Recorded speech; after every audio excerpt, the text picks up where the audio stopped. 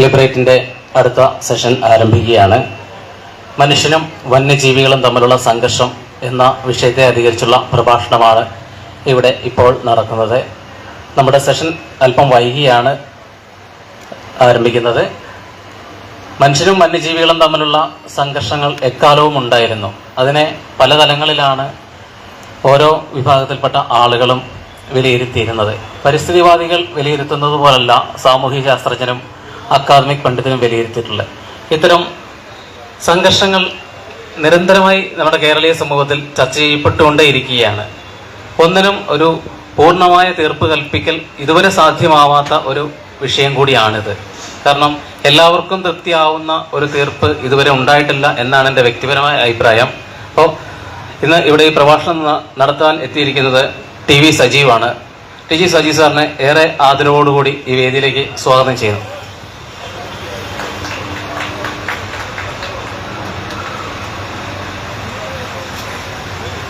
സാറിനെ ഔദ്യോഗികമായി ഈ പ്രഭാഷണം ആരംഭിക്കുന്നതിന് ക്ഷണിക്കുന്നു. ഒരുപക്ഷെ തിരുവനന്തപുരം പോലെ ഒരു നഗരത്തിന്റെ നടുക്ക് നിന്നിട്ട് മനുഷ്യനും വന്യജീവികളും തമ്മിലുള്ള സംഘർഷത്തെക്കുറിച്ച് സംസാരിക്കുന്ന സമയത്ത് പലപ്പോഴും ആളുകളെ സംബന്ധിച്ച് ഇത് ദൂരെ എവിടെയോ നടക്കുന്ന ഒരു പ്രശ്നമാണ്. ഗാസയിൽ യുദ്ധം നടക്കുന്നൊക്കെ പറയുന്ന പോലെ നമുക്ക് നമ്മുടെ സുഖ സൗകര്യങ്ങൾക്ക് അകത്ത് നിന്നുകൊണ്ട് കേൾക്കാനും കാണാനൊക്കെ പറ്റുന്ന ഒരു വിഷയമായിട്ടാണ് നമ്മൾ പലപ്പോഴും കാണാം. ഞാൻ ശ്രമിക്കുന്നത് ഒരുപക്ഷെ കഴിഞ്ഞ ഒരു 2-3 വർഷത്തിനിടയ്ക്ക് ധാരാളമായിട്ട് ചർച്ചകൾ നടന്നിട്ടുള്ളൊരു വിഷയമാണ്. ആ വിഷയത്തിന്റെ ശാസ്ത്രീയത്തിന്റെ പക്ഷത്ത് നിന്നിട്ടുള്ള കാഴ്ച എന്താണ്, എങ്ങനെയാണ് സയൻസ് ഈ വിഷയത്തെ സമീപിക്കുന്നത് എന്ന് പറയാനാണ് ശ്രമിക്കുന്നത്. Next slide. ധാരാളം വ്യത്യസ്തമായ വാക്കുകൾ ഉപയോഗിച്ചിട്ട് ഈ വിഷയത്തെ അഭിസംബോധന ചെയ്യാറുണ്ട്. ചിലർ അതിനെ കുറിച്ച് പറയുക ഹ്യൂമൻ വൈൽഡ് ലൈഫ് ഇന്ററാക്ഷൻസ് എന്ന് പറയും. അതൊരു കലഹമല്ല, മറിച്ച് ഇന്ററാക്ട് ചെയ്യുന്ന ഒരു പ്രോസസ്സാണ് എന്ന് പറയും. മറ്റു ചിലർ അതിന് കോഎക്സിസ്റ്റൻസ് കണക്കാക്കുക. ചരിത്രാതീത കാലം മുതൽ നമ്മൾ ഒരുമിച്ച് ജീവിച്ചിട്ടുണ്ട്, ഇനിയും ഒരുമിച്ച് ജീവിക്കേണ്ടതായിട്ടുണ്ട്. അപ്പോൾ അതിനു വേണ്ട രീതികൾ, എൻകൗണ്ടേഴ്സ്, മനുഷ്യൻ മരിക്കുന്നുണ്ട്, പരിക്ക് പറ്റുന്നുണ്ട്, വന്യജീവികൾ മരിക്കുന്നുണ്ട്, അവർക്ക് പരിക്ക് പറ്റുന്നുണ്ട്. അപ്പോൾ അത് ഒരു പ്രത്യേക എൻകൗണ്ടർ, ഒരു ആക്സിഡന്റ് നടക്കുന്ന പോലത്തെ കാര്യമാണ്, ഒരു വണ്ടി ഓടിക്കുന്ന പോലെയൊക്കെ ഒരു കാര്യമാണ് എന്നും വിചാരിക്കുന്ന ആളുകളുണ്ട്. ചലഞ്ചസ് എന്ന നിലയ്ക്ക് ധാരാളം പുതിയ കാലത്ത് വന്നു ചേർന്നിട്ടുള്ള കാലാവസ്ഥാ വ്യതിയാനം മുതലുള്ള കാര്യങ്ങളെല്ലാം ചേർന്നുകൊണ്ട് ഉണ്ടായിട്ടുള്ള പുതിയ പ്രശ്നങ്ങളാണ്. അതൊരു വെല്ലുവിളിയാണ് എന്ന് മനസ്സിലാക്കുന്നവരുണ്ട്. മറ്റു ചിലർ മനസ്സിലാക്കുന്നത് ഒരു കോമ്പറ്റീഷനായിട്ടാണ്, മത്സരമായിട്ടാണ്. നമുക്ക് വേണ്ട ചില സ്പേസ് ഉണ്ട്, അതേ സ്പേസ് മറ്റു വന്യജീവികളും ഒക്കുപൈ ചെയ്യാനായിട്ട് ശ്രമിക്കുന്ന സമയത്ത് ഉണ്ടാവുന്ന മത്സരമാണ് എന്നുള്ള നിലക്ക് മനസ്സിലാക്കുന്ന ആളുകളുണ്ട്. മറ്റു ചിലർ പറയാം അതൊരു നെഗറ്റീവ് ഇന്ററാക്ഷൻസിനെ കുറിച്ചിട്ടാണ് പറയാം. അത് പോസിറ്റീവ് ഇന്ററാക്ഷൻസ് ഉണ്ട് വൈൽഡ് ലൈഫായിട്ട്, അതോടൊപ്പം തന്നെ നെഗറ്റീവ് ഇന്ററാക്ഷൻസ് ഉണ്ട്. ഇമ്പാക്ട്സ്, ഇത് ഒരു ഒരു ഇമ്പാക്ട്ഫുൾ ആയിട്ടുള്ളൊരു പ്രശ്നമാണ്. അതിനെ നമുക്ക് പരിഹരിക്കേണ്ടതായിട്ട് എന്ന് വിചാരിക്കുന്നവരുണ്ട്. പ്രോബ്ലമാറ്റിക് എൻകൗണ്ടേഴ്സ് എന്ന് വിളിക്കുന്നവരുണ്ട്, ഇന്റർഫേസസ് എന്ന് വിളിക്കുന്നവരുണ്ട്, റിലേഷൻസ് എന്ന് വിളിക്കുന്ന ആളുകളുണ്ട്. അത് വന്യജീവികളും മനുഷ്യനും തമ്മിലുള്ള ബന്ധത്തെ കുറിച്ചിട്ട് ആണ് നമ്മൾ സംസാരിക്കുന്നതെന്ന് പറയുന്ന സംവിധാനമുണ്ട്. നെക്സ്റ്റ്. പക്ഷെ ഇത് ഈ പ്രശ്നം വളരെ വളരെ വളരെ വലുതാണ്. ഇതൊരു ഭാഷാ പ്രശ്നമല്ല, ഏത് പേരിട്ട് വിളിക്കുന്നതല്ല അല്ല പ്രശ്നം. The issue is very very real. Next. പലപ്പോഴും നമ്മൾ ആളുകൾ ഈ വിഷയത്തെ കാണുന്ന സമയത്ത് പറയുന്ന ഒരു കാര്യം, കാടിന്റെ ക്യാരിങ് കപ്പാസിറ്റിയേക്കാൾ കൂടുതൽ ജീവജാലങ്ങളുടെ എണ്ണം കൂടിയിരിക്കണം. കാട്ടിനകത്ത് വന്യജീവികളുടെ എണ്ണം വല്ലാതെ പെരുകി ഒരു ക്യാരിങ് കപ്പാസിറ്റി ക്രോസ് ചെയ്തു. ആ ഒരു പ്രദേശത്തിന് ഹാൻഡിൽ ചെയ്യാൻ പറ്റുന്നതിനേക്കാൾ കൂടുതൽ ജീവജാലങ്ങൾ ഉണ്ടാകുന്ന സമയത്ത് അവർ സ്വാഭാവികമായിട്ട് പുറത്തേക്ക് വന്നു. അത് ആണ് പ്രശ്നം ഉണ്ടാക്കുന്നത് എന്ന് പറയുന്ന വളരെ ലളിതമായിട്ടുള്ളൊരു വാദം നമ്മൾ ധാരാളമായി കേൾക്കാറുണ്ട്.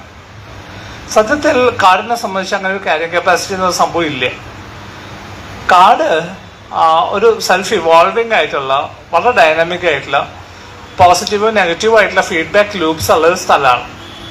അവരുടെ എണ്ണം, അവിടെയുള്ള കാട്ടിലുള്ള ഏതൊരു ജീവിയുടെ എണ്ണം സ്വയം നിയന്ത്രിക്കപ്പെടുന്ന ഒരു സംവിധാനം കാടിന് സ്വാഭാവികമായിട്ടുണ്ട്.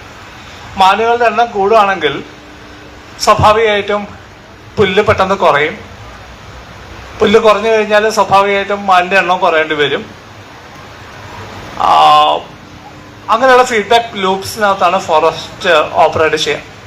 അപ്പോൾ എല്ലാ സമയത്തും ഒരു ആവറേജ് നമ്പർ ഉണ്ടാവും. അതിന് കുറച്ച് മുകളിലേക്ക് പോകാം, ചിലപ്പോൾ താഴേക്ക് വരാം. പക്ഷേ എന്തായാലും ആവറേജിൽ അതിന് മുകളിലും താഴെയായിട്ട് പോപ്പുലേഷൻ നിൽക്കുകയാണ് ചെയ്യുക. നമ്മൾ ക്യാരിങ് കപ്പാസിറ്റി എന്ന് പറയുന്നത് മറ്റു 3 കാര്യങ്ങളാണ്. ഒന്ന്, എക്കോളജിക്കൽ ക്യാരിങ് കപ്പാസിറ്റിയെ കുറിച്ച് നമ്മൾ പറയും. അതായത് ഒരു പ്രദേശത്ത്, അതെല്ലാം തന്നെ മാനേജ്ഡ് ഫോറസ്റ്റിൻ്റെ കാര്യമാണ്. ഒരു പ്രത്യേക പ്രദേശത്ത് ധാരാളം പുല്ലുള്ള സ്ഥലത്ത് പുല്ല് ജീവിക്കുന്ന ഒരു ജീവിയുടെ എണ്ണം എത്ര എന്നുള്ളത് ആ പുല്ല് തീരുമാനിക്കും. എത്രമാത്രം പുല്ലുണ്ടോ അത്രയും ജീവികൾക്കാണ് അവിടെ ജീവിക്കാൻ പറ്റും. മറ്റൊന്ന് സോഷ്യൽ ക്യാരിങ് കപ്പാസിറ്റിയാണ്. സാമൂഹ്യമായിട്ട് നമുക്ക് എത്ര ജീവിജാലങ്ങളെ അഫോർഡ് ചെയ്യാൻ പറ്റും. എക്കോളജിയായിട്ട് ബന്ധമില്ലാതെ നമുക്ക് സാമൂഹ്യമായിട്ട് ഫിക്സ് ചെയ്യുന്ന ക്യാരിങ് കപ്പാസിറ്റിയാണ്. മറ്റൊന്ന് കൾച്ചറൽ ക്യാരിങ് കപ്പാസിറ്റിയാണ്, ജീവിയുടെ എണ്ണങ്ങളുമായിട്ട് ബന്ധപ്പെട്ട്. ഇങ്ങനെ 3 വ്യത്യസ്തമായിട്ടുള്ള തരത്തിലുള്ള ക്യാരിങ് കപ്പാസിറ്റിയെ കുറിച്ച് പറയാം. ഇതിലൊന്നും തന്നെ കാട്ടിലെ ജീവജാലങ്ങളുടെ എണ്ണം വല്ലാതെ വർദ്ധിച്ചിട്ട് അവർ പുറത്തേക്ക് വന്നു എന്നുള്ള നിലയ്ക്ക് നമുക്ക് മനസ്സിലാക്കാനായിട്ട് ബുദ്ധിമുട്ടാണ്. അത് എന്തുകൊണ്ടെന്നുള്ളത് അടുത്ത സ്ലൈഡുകളിൽ നമുക്ക് കാണാം. നെക്സ്റ്റ്. ഏറ്റവും രസകരമായിട്ടുള്ള ഒരു ചോദ്യം, എന്താണ് വന്യജീവി സംഘർഷത്തിന് കാരണമെന്ന് ചോദിച്ചാൽ ഏറ്റവും നല്ലൊരു ഉദാഹരണം സിംഹവാലൻ കുരങ്ങാണ്. ഒരുപക്ഷെ ഇവിടെ ഇരിക്കുന്ന പലർക്കും അറിയുന്നത് പോലെ സൈലന്റ് വാലി സമരത്തിന്റെ ഐക്കണായിട്ട് മാറിയൊരു ജീവിയാണിത്, സിംഹവാലൻ കുരങ്ങ്. വളരെ ഷൈ ആയിട്ടുള്ളൊരു സ്പീഷീസാണ്. നമ്മളൊക്കെ ആദ്യം സിംഹവാലൻ കുരങ്ങെ കുറിച്ച് പഠിക്കാനായിട്ട് സൈലന്റ് വാലി പോകുമ്പോൾ നമ്മുടെ ഒരു നിഴല് കണ്ടാൽ അപ്പോഴേക്കും ആ കൂട്ടം മുഴുവൻ ദൂരേക്ക് മാറിപ്പോയിരുന്നു. മനുഷ്യന്റെ പ്രസൻസ് പോലും അവർക്ക് ബുദ്ധിമുട്ടായിരുന്നു. പക്ഷെ ഇപ്പോൾ ഇതാണ് അവസ്ഥ. നമ്മൾ നെന്മാറ എന്ന നെല്ലിയാമ്പതിക്ക് യാത്ര ചെയ്യുന്ന സമയത്ത് റോഡ് സൈഡിൽ സിംഹവാലൻ കുരങ്ങ് വന്നിരുന്നിട്ട് അതിൽ പോകുന്ന മനുഷ്യരോട് യാചിക്ക് നമുക്ക് കാണാൻ പറ്റും. എങ്ങനെയാണ് അവർ മാറിയത്? വളരെ ഷൈ ആയിട്ടുള്ള, മനുഷ്യന്റെ പ്രസൻസ് പോലും ആവാത്ത ഒരു ജീവി എങ്ങനെയാണ് മനുഷ്യനെ കാത്തു നിൽക്കുന്നത്, മനുഷ്യനടുത്ത് യാചിക്കുന്ന ഒരു അവസ്ഥയിലേക്ക് എങ്ങനെയാണ് മാറിയത് എന്നുള്ളത് കേരളത്തിലെ വന്യജീവി സംഘർഷത്തിന്റെ ഏറ്റവും മൂർത്തമായിട്ടുള്ളൊരു ഉദാഹരണമായിട്ട് നമുക്ക് മനസ്സിലാക്കാൻ പറ്റും. വളരെ ലളിതമായി പറഞ്ഞാൽ വന്യജീവികളുടെ സ്വഭാവം മാറുന്നുണ്ട്. അത് സ്റ്റാറ്റിക് അല്ല. അവര് പുതിയ പുതിയ കാലത്തനുസരിച്ച് അവരുടെ സ്വഭാവം മാറിത്തീരുന്നുണ്ട്. ഇതിന്റെ കാരണത്തിലേക്ക് നമുക്ക് വരാം പിന്നീട്. നെക്സ്റ്റ്. ഒരുപക്ഷെ ഞാൻ ഇങ്ങോട്ട് എന്നെ ഈ പ്രസംഗത്തിന് വിളിക്കുന്ന സമയത്ത് കേരളത്തിൽ കത്തി നിന്നിരുന്നൊരു പ്രശ്നം, ഇന്ത്യ മൊത്തത്തിൽ കത്തി നിന്നിരുന്നൊരു പ്രശ്നം തെരുവ് നായകളുമായിട്ട് ബന്ധപ്പെട്ടൊരു പ്രശ്നമായിരുന്നു. സുപ്രീം കോടതി തീരുമാനം എടുക്കുന്നു, ഡൽഹിയിലുള്ള എല്ലാ തെരുവ് നായകളെയും ഒഴിവാക്കണം, അവരെ ഷെൽട്ടർ ഹോംസിലേക്ക് മാറ്റണം എന്ന് തീരുമാനിക്കുന്നു. ആ സമയത്താണ് ഞാൻ ഇവിടെ വരാമെന്ന് ഏറ്റത്. പക്ഷെ ഇവിടെ വരുമ്പോഴേക്കും സുപ്രീം കോടതി നിലപാട് മാറ്റി. സുപ്രീം കോടതി പറഞ്ഞു അങ്ങനെ എല്ലാവരും മാറ്റേണ്ട ആവശ്യമില്ല, അവരെ വാക്സിനേറ്റ് ചെയ്തിട്ട് തിരിച്ച് അവിടെ തന്നെ വിട്ടാൽ മതി എന്ന് പറഞ്ഞു. എന്തുകൊണ്ടാണ് അങ്ങനെ ഒരു മാറ്റം ഉണ്ടായത്? ഒരു പക്ഷേ മനുഷ്യനും മറ്റ് ജീവജാലങ്ങളും തമ്മിലുള്ള സംഘർഷത്തിൻ്റെ ഏറ്റവും മൂർത്തമായിട്ടുള്ള ഒരു ഉദാഹരണമായിട്ട് നമുക്കതിനെ നോക്കാം. പണ്ട് പല പ്രാവശ്യം ശ്രമിച്ചിട്ടുണ്ട്. നമുക്ക് തോന്നാം ഇതിനൊക്കെ അങ്ങ് കൊന്നു കളഞ്ഞാലോ, ഒഴിവാക്കിയാൽ പോരെ, നമ്മൾ മാത്രം ഉണ്ടെങ്കിൽ പിന്നെ ഈ പ്രശ്നമൊന്നും ഇല്ലല്ലോ എന്ന് പലപ്പോഴും ആളുകൾ ആലോചിച്ചിട്ടുണ്ട്, ചിന്തിച്ചിട്ടുണ്ട്, പ്രവർത്തിച്ചിട്ടുണ്ട്. പഴയ ചരിത്രം നമുക്ക് നോക്കാം. ജയ്പൂരിൽ 70-80കളിൽ ധാരാളമായിട്ട് തെരുവ് നായ്ക്കളെ കൊന്നൊടുക്കണ്ടായി. എന്താ സംഭവിച്ചത്? അവർ വിചാരിച്ചത് ഇനി പേവിഷബാധ ഉണ്ടാവില്ല, ഈ നായ്ക്കളെയൊക്കെ കൊന്നു കളഞ്ഞാൽ എന്നാണ് വിചാരിച്ചത്. പക്ഷെ അങ്ങനെയല്ല സംഭവിച്ചത്. വിഷബാധ അവിടെ പിന്നെയും കണ്ടിന്യൂ ചെയ്തു. 1990കളിൽ ജോധ്പൂരിൽ നമ്മളത് ചെയ്തിട്ടുണ്ട്. തെരുവ് നായ്ക്കളെ മുഴുവൻ കൊന്നൊടുക്കുന്ന പരിപാടി ചെയ്തിട്ടുണ്ട്. നെക്സ്റ്റ്.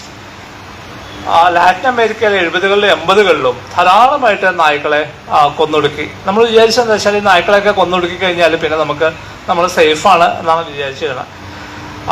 പക്ഷേ അവർ ഒഴിവാക്കിയ നഗരങ്ങളിലൊക്കെ തന്നെ 1-2 വർഷങ്ങളിലുള്ളിൽ തെരുവ് നായ്ക്കൾ തിരിച്ചു വന്നു. ഈ തിരിച്ചു വന്ന നായ്ക്കൾ ഒന്നും തന്നെ വാക്സിനേറ്റഡ് ആയിരുന്നില്ല. അതുകൊണ്ട് തന്നെ സ്വാഭാവികമായിട്ടും പേവിഷബാധ അവിടെ നിലനിൽക്കുകയും ചെയ്തു. റഷ്യയിൽ ആദ്യത്തെ USSRലും സംഭവിച്ചിട്ടുണ്ട്. അതിനുശേഷം 90കൾക്ക് ശേഷവും വലിയ തോതിൽ നായകളെ കൊന്നൊടുക്കുന്ന പരിപാടി ചെയ്തിട്ടുണ്ട്. അതും വലിയ പരാജയമായിരുന്നു. അടുത്ത ശ്രീലങ്കയിൽ പല കുറി ചെയ്തിട്ടുള്ള കാര്യം, കൊളംബിയ പോലെയുള്ള ഒരു പ്രദേശത്ത് വലിയ തോതിൽ നായ്ക്കളെ കൊന്നൊടുക്കിയിരുന്നു. കേരളത്തിലും പല സ്ഥലത്തും ഒളിച്ചും തെളിച്ചും ഒക്കെ ആ നായ്ക്കളെ കൊന്നൊടുക്കുന്ന പ്രക്രിയ, വിഷം വെച്ചിട്ടും ഇലക്ട്രിസിറ്റി പാസ് ചെയ്തിട്ടും ഒക്കെ തന്നെ അവരെ കൊന്നൊടുക്കാനുള്ള ശ്രമങ്ങൾ നടത്തിയിരുന്നു. നെക്സ്റ്റ്. സംഭവിക്കുന്നത് വെച്ചാല് തിരുവനന്തപുരം നഗരത്തിലുള്ള തെരുവുനായകളെ മുഴുവൻ നമ്മൾ കൊന്നൊടുക്കി കഴിഞ്ഞാൽ സംഭവിക്കുന്നത് വെച്ചാൽ അവിടെ ഒരു പുതിയ വാക്വം രൂപപ്പെടും. ആ വാക്വത്തിലേക്ക് പുറത്തുനിന്നുള്ള നായ്ക്കൾ വളരെ പെട്ടെന്ന് എത്തിച്ചേരുകയും ചെയ്യും. ഒന്ന്. രണ്ടാമത്തെ പ്രശ്നം, നമ്മൾ കൊല്ലാൻ ശ്രമിച്ചാൽ ഏറ്റവും ആദ്യം കൊല്ലപ്പെടുക ഏറ്റവും സാധുക്കളായിട്ടുള്ള നായ്ക്കളായിരിക്കും. ഏറ്റവും കൗശലക്കാരായിട്ടുള്ള നായ്ക്കളെ കിട്ടുപോലുമില്ല. അവർ മനുഷ്യനെ ഒഴിഞ്ഞു മാറി നടക്കാനായിട്ട് അവർക്ക് നല്ല കഴിവുണ്ടാവും. അപ്പം നമ്മൾ നഗരത്തിലെ നായ്ക്കളെ മുഴുവൻ കൊല്ലാൻ ശ്രമിച്ചു കഴിഞ്ഞാൽ ഏറ്റവും ആദ്യം കൊല്ലാൻ ചെയ്യപ്പെടുക ഏറ്റവും പാവങ്ങളായിട്ടുള്ള നായ്ക്കളായിരിക്കും. മനുഷ്യനോട് ഇണങ്ങാൻ ശ്രമിക്കുന്ന, മനുഷ്യനോട് സ്നേഹമുള്ള നായ്ക്കളായിരിക്കും നമ്മൾ ആദ്യം കൊന്നുകളയാൻ. അത് കഴിയുമ്പോൾ പിന്നെ സംഭവിക്കുക, ആ സ്പേസ് മുഴുവൻ മറ്റുള്ളവർ ഒക്കുപ്പൈ ചെയ്യാം. അത് വളരെ അഗ്രസീവ് ആയിട്ടുള്ള നായ്ക്കളായിരിക്കും അത് ഒക്കുപ്പൈ ചെയ്യാം. കാട്ടുപന്നിയുടെ പ്രശ്നവും നമുക്ക് കേരളത്തിൽ പല സ്ഥലത്ത് നിങ്ങൾ വായിച്ചിട്ടുണ്ടാവും. വണ്ടി ഓടിക്കുന്ന സമയത്ത് കാട്ടുപന്നി മുറുകെ ചാടുന്നു, അല ഇടിക്കുന്നു, ആൾ വീഴുന്നു, പരിക്ക് പറ്റുന്നു, അല്ലെങ്കിൽ മരിക്കുന്നു. ധാരാളം കേസുകൾ ഉണ്ടായിട്ടുണ്ട്.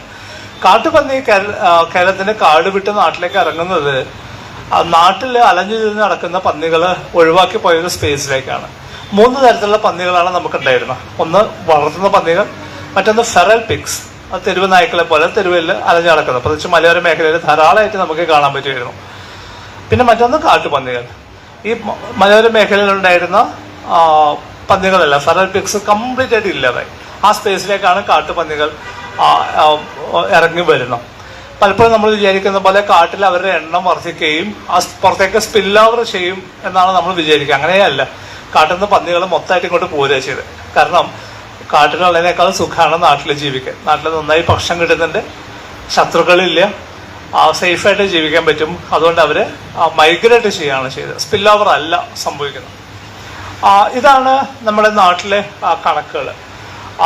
മനുഷ്യന്റെ മരണങ്ങൾ 2020 മുതൽ 24 വരെയുള്ള കണക്കാണ്. ഏകദേശം ഒരു 80-നും 100-നും ഇടയ്ക്ക് ആളുകൾ നമ്മൾ ഓരോ വർഷവും വന്യജീവികളായിട്ടുള്ള പ്രശ്നങ്ങളുടെ പേരിൽ മരണപ്പെടുന്നുണ്ട്. ഇത് ഏറ്റവും ലാസ്റ്റ് പൈഡാബിൾ നോക്കിക്കഴിഞ്ഞാൽ അതിൽ ഏറ്റവും കൂടുതൽ പ്രശ്നം ഉണ്ടാക്കുന്ന ജീവി ആനയാണ്. മറ്റെല്ലാ ജീവികളും ഉണ്ടാക്കുന്ന മരണത്തെക്കാളും ഏകദേശം 76% മനുഷ്യന്റെ ഉപദ്രവം ഉണ്ടാക്കുന്ന ഒരു ജീവിയായിട്ട് ആന മാറിയിട്ടുണ്ട്. ആന അതിനെക്കുറിച്ച് പറയുമ്പോൾ അത് വന്യജീവി എന്ന നിലയ്ക്ക് മാത്രമല്ല, ഏകദേശം ഒരു 22% ആന കൊണ്ടുണ്ടാകുന്ന പ്രശ്നങ്ങൾ നാട്ടിൽ തന്നെ ഉണ്ടാകുന്നു. ഉത്സവങ്ങളിൽ എഴുന്നള്ളിക്കുന്ന സമയത്ത് ആന ഇടുകയും അതുകൊണ്ടുണ്ടാകുന്ന പ്രശ്നങ്ങളും ഒരു 22% അപകടങ്ങൾ ഉണ്ടാക്കുന്നുണ്ട്. ബാക്കി കാട്ടാനയാണ്. കാട്ടാനക്ക് എന്താ സംഭവിക്കുന്നത്? ആനയുടെ സ്വഭാവം വലിയ തോതിൽ മാറിക്കഴിഞ്ഞു. ഒരിക്കൽ ഭാരതപ്പുഴയിൽ ഒരു 3 കൊമ്പനാനകൾ ഒരുമിച്ച് ഭാരതപ്പുഴയിൽ ഇറങ്ങുകയും പുഴയിൽ കുളിക്കും, ഇടയ്ക്ക് കരയിലേക്ക് കയറും, അവിടെ നിന്ന് ഭക്ഷണം കഴിക്കും, വീണ്ടും പുഴയിലിറങ്ങും. അവരങ്ങനെ ഉല്ലസിച്ച് പോവുകയാണ് 3 കൊമ്പനാനകൾ.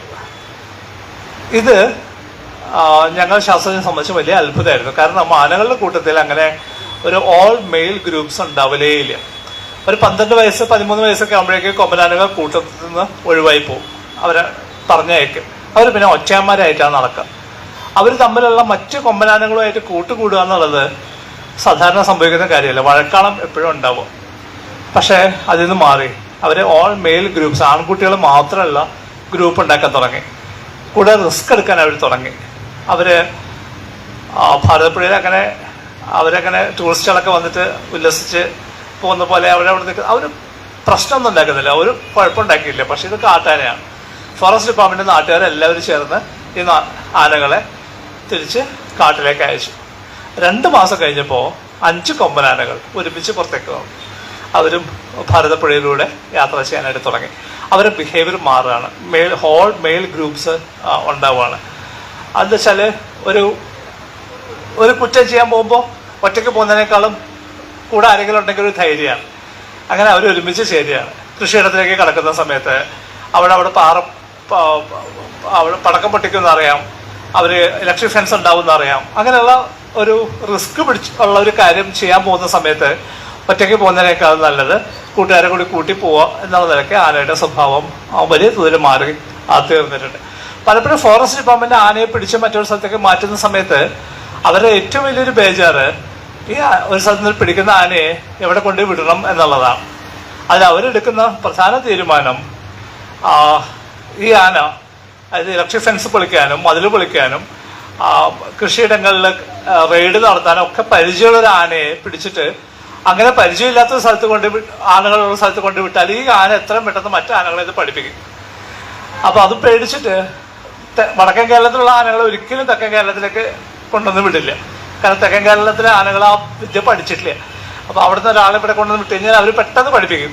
അപ്പൊ അതുകൊണ്ട് അത് വനംവകുപ്പിനെ സംബന്ധിച്ച് വളരെ സൂക്ഷിച്ചെടുക്കുന്ന ഒരു തീരുമാനമാണ് എവിടെ ആനയെ റിലീസ് ചെയ്യണം എന്നുള്ളത്. നെക്സ്റ്റ്, ഇത് നമ്മൾ കോമ്പൻസേഷന്റെ കണക്കാണ്. നമുക്ക് കാണാവുന്ന പോലെ 2011-12 മുതൽ താഴേക്ക് നോക്കിക്കഴിഞ്ഞാൽ വലിയ തോതിൽ പണം ചെലവാക്കാണ്. കൃഷിയിടങ്ങളിൽ നാശനഷ്ടം ഉണ്ടായതിന്, പരുക്ക് പറ്റിയതിന്, അപകട മരണം ഉണ്ടായതിനുള്ള സർക്കാർ കൊടുക്കുന്ന പണം ഓരോ വർഷവും കൂടി വരികയാണ്. ഈ അടുത്ത കാലത്ത് സംഭവിച്ച ഒരു രസകരമായിട്ടുള്ള കാര്യം, ഈ കോമ്പൻസേഷൻ കൊടുക്കുന്ന 2 വകുപ്പുകളാണ്. ഒന്ന് കൃഷി വകുപ്പാണ്, മറ്റൊന്ന് ഫോറസ്റ്റ് ഡിപ്പാർട്ട്മെന്റ് ആണ്. ഈ അടുത്ത കാലത്ത് 2 ഡിപ്പാർട്ട്മെന്റുകളും, അപ്പം കേരളത്തിലൊരു പ്രത്യേകത എന്താ വെച്ച് കഴിഞ്ഞാൽ ഓരോ ഡിപ്പാർട്ട്മെന്റും ഓരോ രാവണൻ കോട്ടയാണ്. ഒരു ഡിപ്പാർട്ട്മെന്റിനകത്ത് നടക്കുന്ന കാര്യം എന്താണെന്ന് വേറൊരു ഡിപ്പാർട്ട്മെന്റ് അറിയുകയേ ഉണ്ടാവില്ല. അങ്ങനെ പോയിക്കുന്ന സമയത്ത് ഈ കോമ്പൻസേഷൻ ഡാറ്റ ഒരുമിച്ച് വെച്ച് നോക്കുമ്പോഴാണ് മനസ്സിലാവുന്നത് ധാരാളം പേർക്ക് ഡബിൾ കോമ്പൻസേഷൻ കൊടുത്തു എന്ന് മനസ്സിലാവുന്നത്. അഗ്രികൾച്ചർ ഡിപ്പാർട്ട്മെന്റും പൈസ കൊടുക്കുന്നുണ്ട്, ഫോറസ്റ്റ് ഡിപ്പാർട്ട്മെന്റും പൈസ കൊടുക്കുന്നുണ്ട്. അതൊരു മാഫിയായിട്ട് മാറുകയോ ചെയ്തത്. ഈ കോമ്പൻസേഷൻ വാങ്ങുന്ന പ്രോസസ്സ് വളരെ കൃത്യമായിട്ട് മനസ്സിലാക്കുകയും അത് 2 ഡിപ്പാർട്ട്മെന്റിൽ നിന്ന് ഒരേപോലെ വാങ്ങാൻ കഴിയുന്ന സംവിധാനങ്ങൾ കേരളത്തിൽ നിലവിൽ വരികയും ചെയ്തിട്ടുണ്ട്. നെക്സ്റ്റ്, 2022-23 ഇൻസിഡൻസ് 8873 98 പേരാണ് മരിച്ചത്. 1275 പേർക്ക് പരിക്ക് പറ്റിയിട്ടുണ്ട്. കന്നുകാലികൾ 637 കന്നുകാലികൾ കൊല ചെയ്യപ്പെട്ടിട്ടുണ്ട്. കൃഷി നശിച്ച കേസുകൾ 6863. കോമ്പൻസേഷൻ വലിയ തോതിൽ 1000-ലേറെ ലക്ഷം രൂപയിലേക്ക് കോമ്പൻസേഷൻ വർദ്ധിക്കുകയും ചെയ്തിട്ടുണ്ട്. നെക്സ്റ്റ്, 21-22 കാലത്ത് 22 പേര് മരണപ്പെട്ടത് പാമ്പ് കടിച്ചിട്ടാണ്. 25 പേര് മരണപ്പെട്ടത് ആന കാരണമാണ്. പന്നി 2, കാട്ടുപോത്ത് 2, പീകോക്ക് 1, മൊത്തം 52 പേരാണ് മരണപ്പെട്ടിട്ടുള്ളത്. നെക്സ്റ്റ്, എന്താണ് നമ്മൾ വന്യജീവികളും മനുഷ്യൻ തമ്മിലുള്ള ബന്ധത്തെക്കുറിച്ചുള്ള വിഷയത്തെക്കുറിച്ച് ആലോചിക്കുമ്പോൾ പലപ്പോഴും നമുക്ക് തോന്നുന്നത് ഇത് കാട്ടിനെന്തോ പ്രശ്നമാണ്, കാട്ടിനോട് ചേർന്ന് ജീവിക്കുന്ന ആളുകളുടെ പ്രശ്നമാണ്, അല്ലെങ്കിൽ കാട്ടിനകത്ത് ജീവിക്കുന്ന ആദിമനിവാസികളുടെ പ്രശ്നമാണ് എന്ന് നമുക്ക് തോന്നിയേക്കാം. പക്ഷെ അങ്ങനെയല്ല. ഈ ജീവിയെ നിങ്ങൾക്ക് നല്ല പരിചയം ഉണ്ടാവും. ഇതാണ് ഫ്ലൈയിങ് ഫോക്സ് എന്ന് പറയുന്ന വവ്വാൽ. ഈ വവ്വാലിന്റെ ശരീരത്തിൽ മാത്രമേ നമ്മൾ നിപ്പ വൈറസിനെ നമ്മൾ ഡിറ്റക്ട് ചെയ്തിട്ടുള്ളൂ. കേരളത്തിലെ നാഷണൽ ഹൈവേ വീതി കൂട്ടുകയാണ്. തിരുവനന്തപുരം പോലെ കാസർഗോഡ് വരെ മൊത്തം ആ റോഡ് വീതി കൂട്ടിയ സമയത്ത് അതിന്റെ സൈഡിൽ നിന്ന് മുഴുവൻ മരങ്ങളും മുറിഞ്ഞുപോയി. ഏകദേശം 8 ലക്ഷത്തോളം മരം മുറിഞ്ഞുപോയി എന്നാണ് കണക്ക്. ഈ മരങ്ങളായിരുന്നു ഈ ജീവി ജീവിച്ചിരുന്ന സ്ഥലം, വലിയ പൊക്കമുള്ള മരങ്ങളിൽ. ഇത് കാട്ടുകളിൽ ജീവിക്കുന്ന ജീവിയേ അല്ല. ആ മരങ്ങളിൽ മുറിഞ്ഞുപോയ സമയത്ത് അവരുടെ പാർപ്പിടം നഷ്ടപ്പെടുന്ന സമയത്ത് അവർ ചെയ്തത് കുറച്ചും കൂടി പൊക്കം കുറവുള്ള മരങ്ങളിലേക്ക് അവർക്ക് മാറേണ്ടി വന്നു. പ്രത്യേകിച്ചും പലയിടത്തും പുരയിടങ്ങളിലേക്ക് അവർക്ക് മാറി താമസിക്കേണ്ടി വന്നു. ഇനി കേരളത്തിൽ അങ്ങോട്ട് പോകുന്ന സമയത്ത് എപ്പോഴൊക്കെ നിപ്പ ഔട്ട്ബ്രേക്ക് വന്നാലും അതിന്റെ കാരണം മനുഷ്യനും ഈ വവ്വാലും തമ്മിലുള്ള സമ്പർക്കം കൂട്ടുന്ന തരത്തിൽ നമ്മൾ വലിയ തോതിലുള്ള ഡാമേജ് ചെയ്തിട്ടുണ്ടെന്നുള്ളതാണ്. അവര് സ്വാഭാവികമായിട്ട് ജീവിച്ചിരുന്ന സ്ഥലങ്ങൾ മുഴുവൻ നമ്മൾ ഇല്ലാതാക്കി കഴിഞ്ഞു.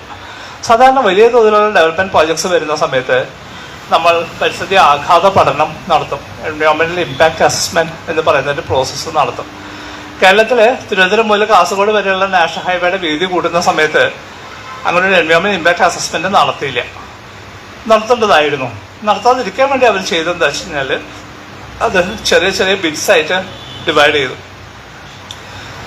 ഇത്ര കിലോമീറ്ററിന് കൂടുതൽ ഉണ്ടെങ്കിൽ എൻവയോൺമെന്റ് ഇമ്പാക്ട് അസസ്മെന്റ് നടത്തണമെന്ന നിയമമുള്ളപ്പോൾ ആ നമ്പറിന് തൊട്ട് താഴെയുള്ള പീസുകളായിട്ട് ഈ സ്ഥലം മുഴുവൻ ഡിവൈഡ് ചെയ്തിട്ട് വേറെ വേറെ പ്രോജക്റ്റുകളായിട്ടാണ് അത് ചെയ്യുന്നത്. അതിന് റീച്ച് എന്നാണ് പറയുന്നത്.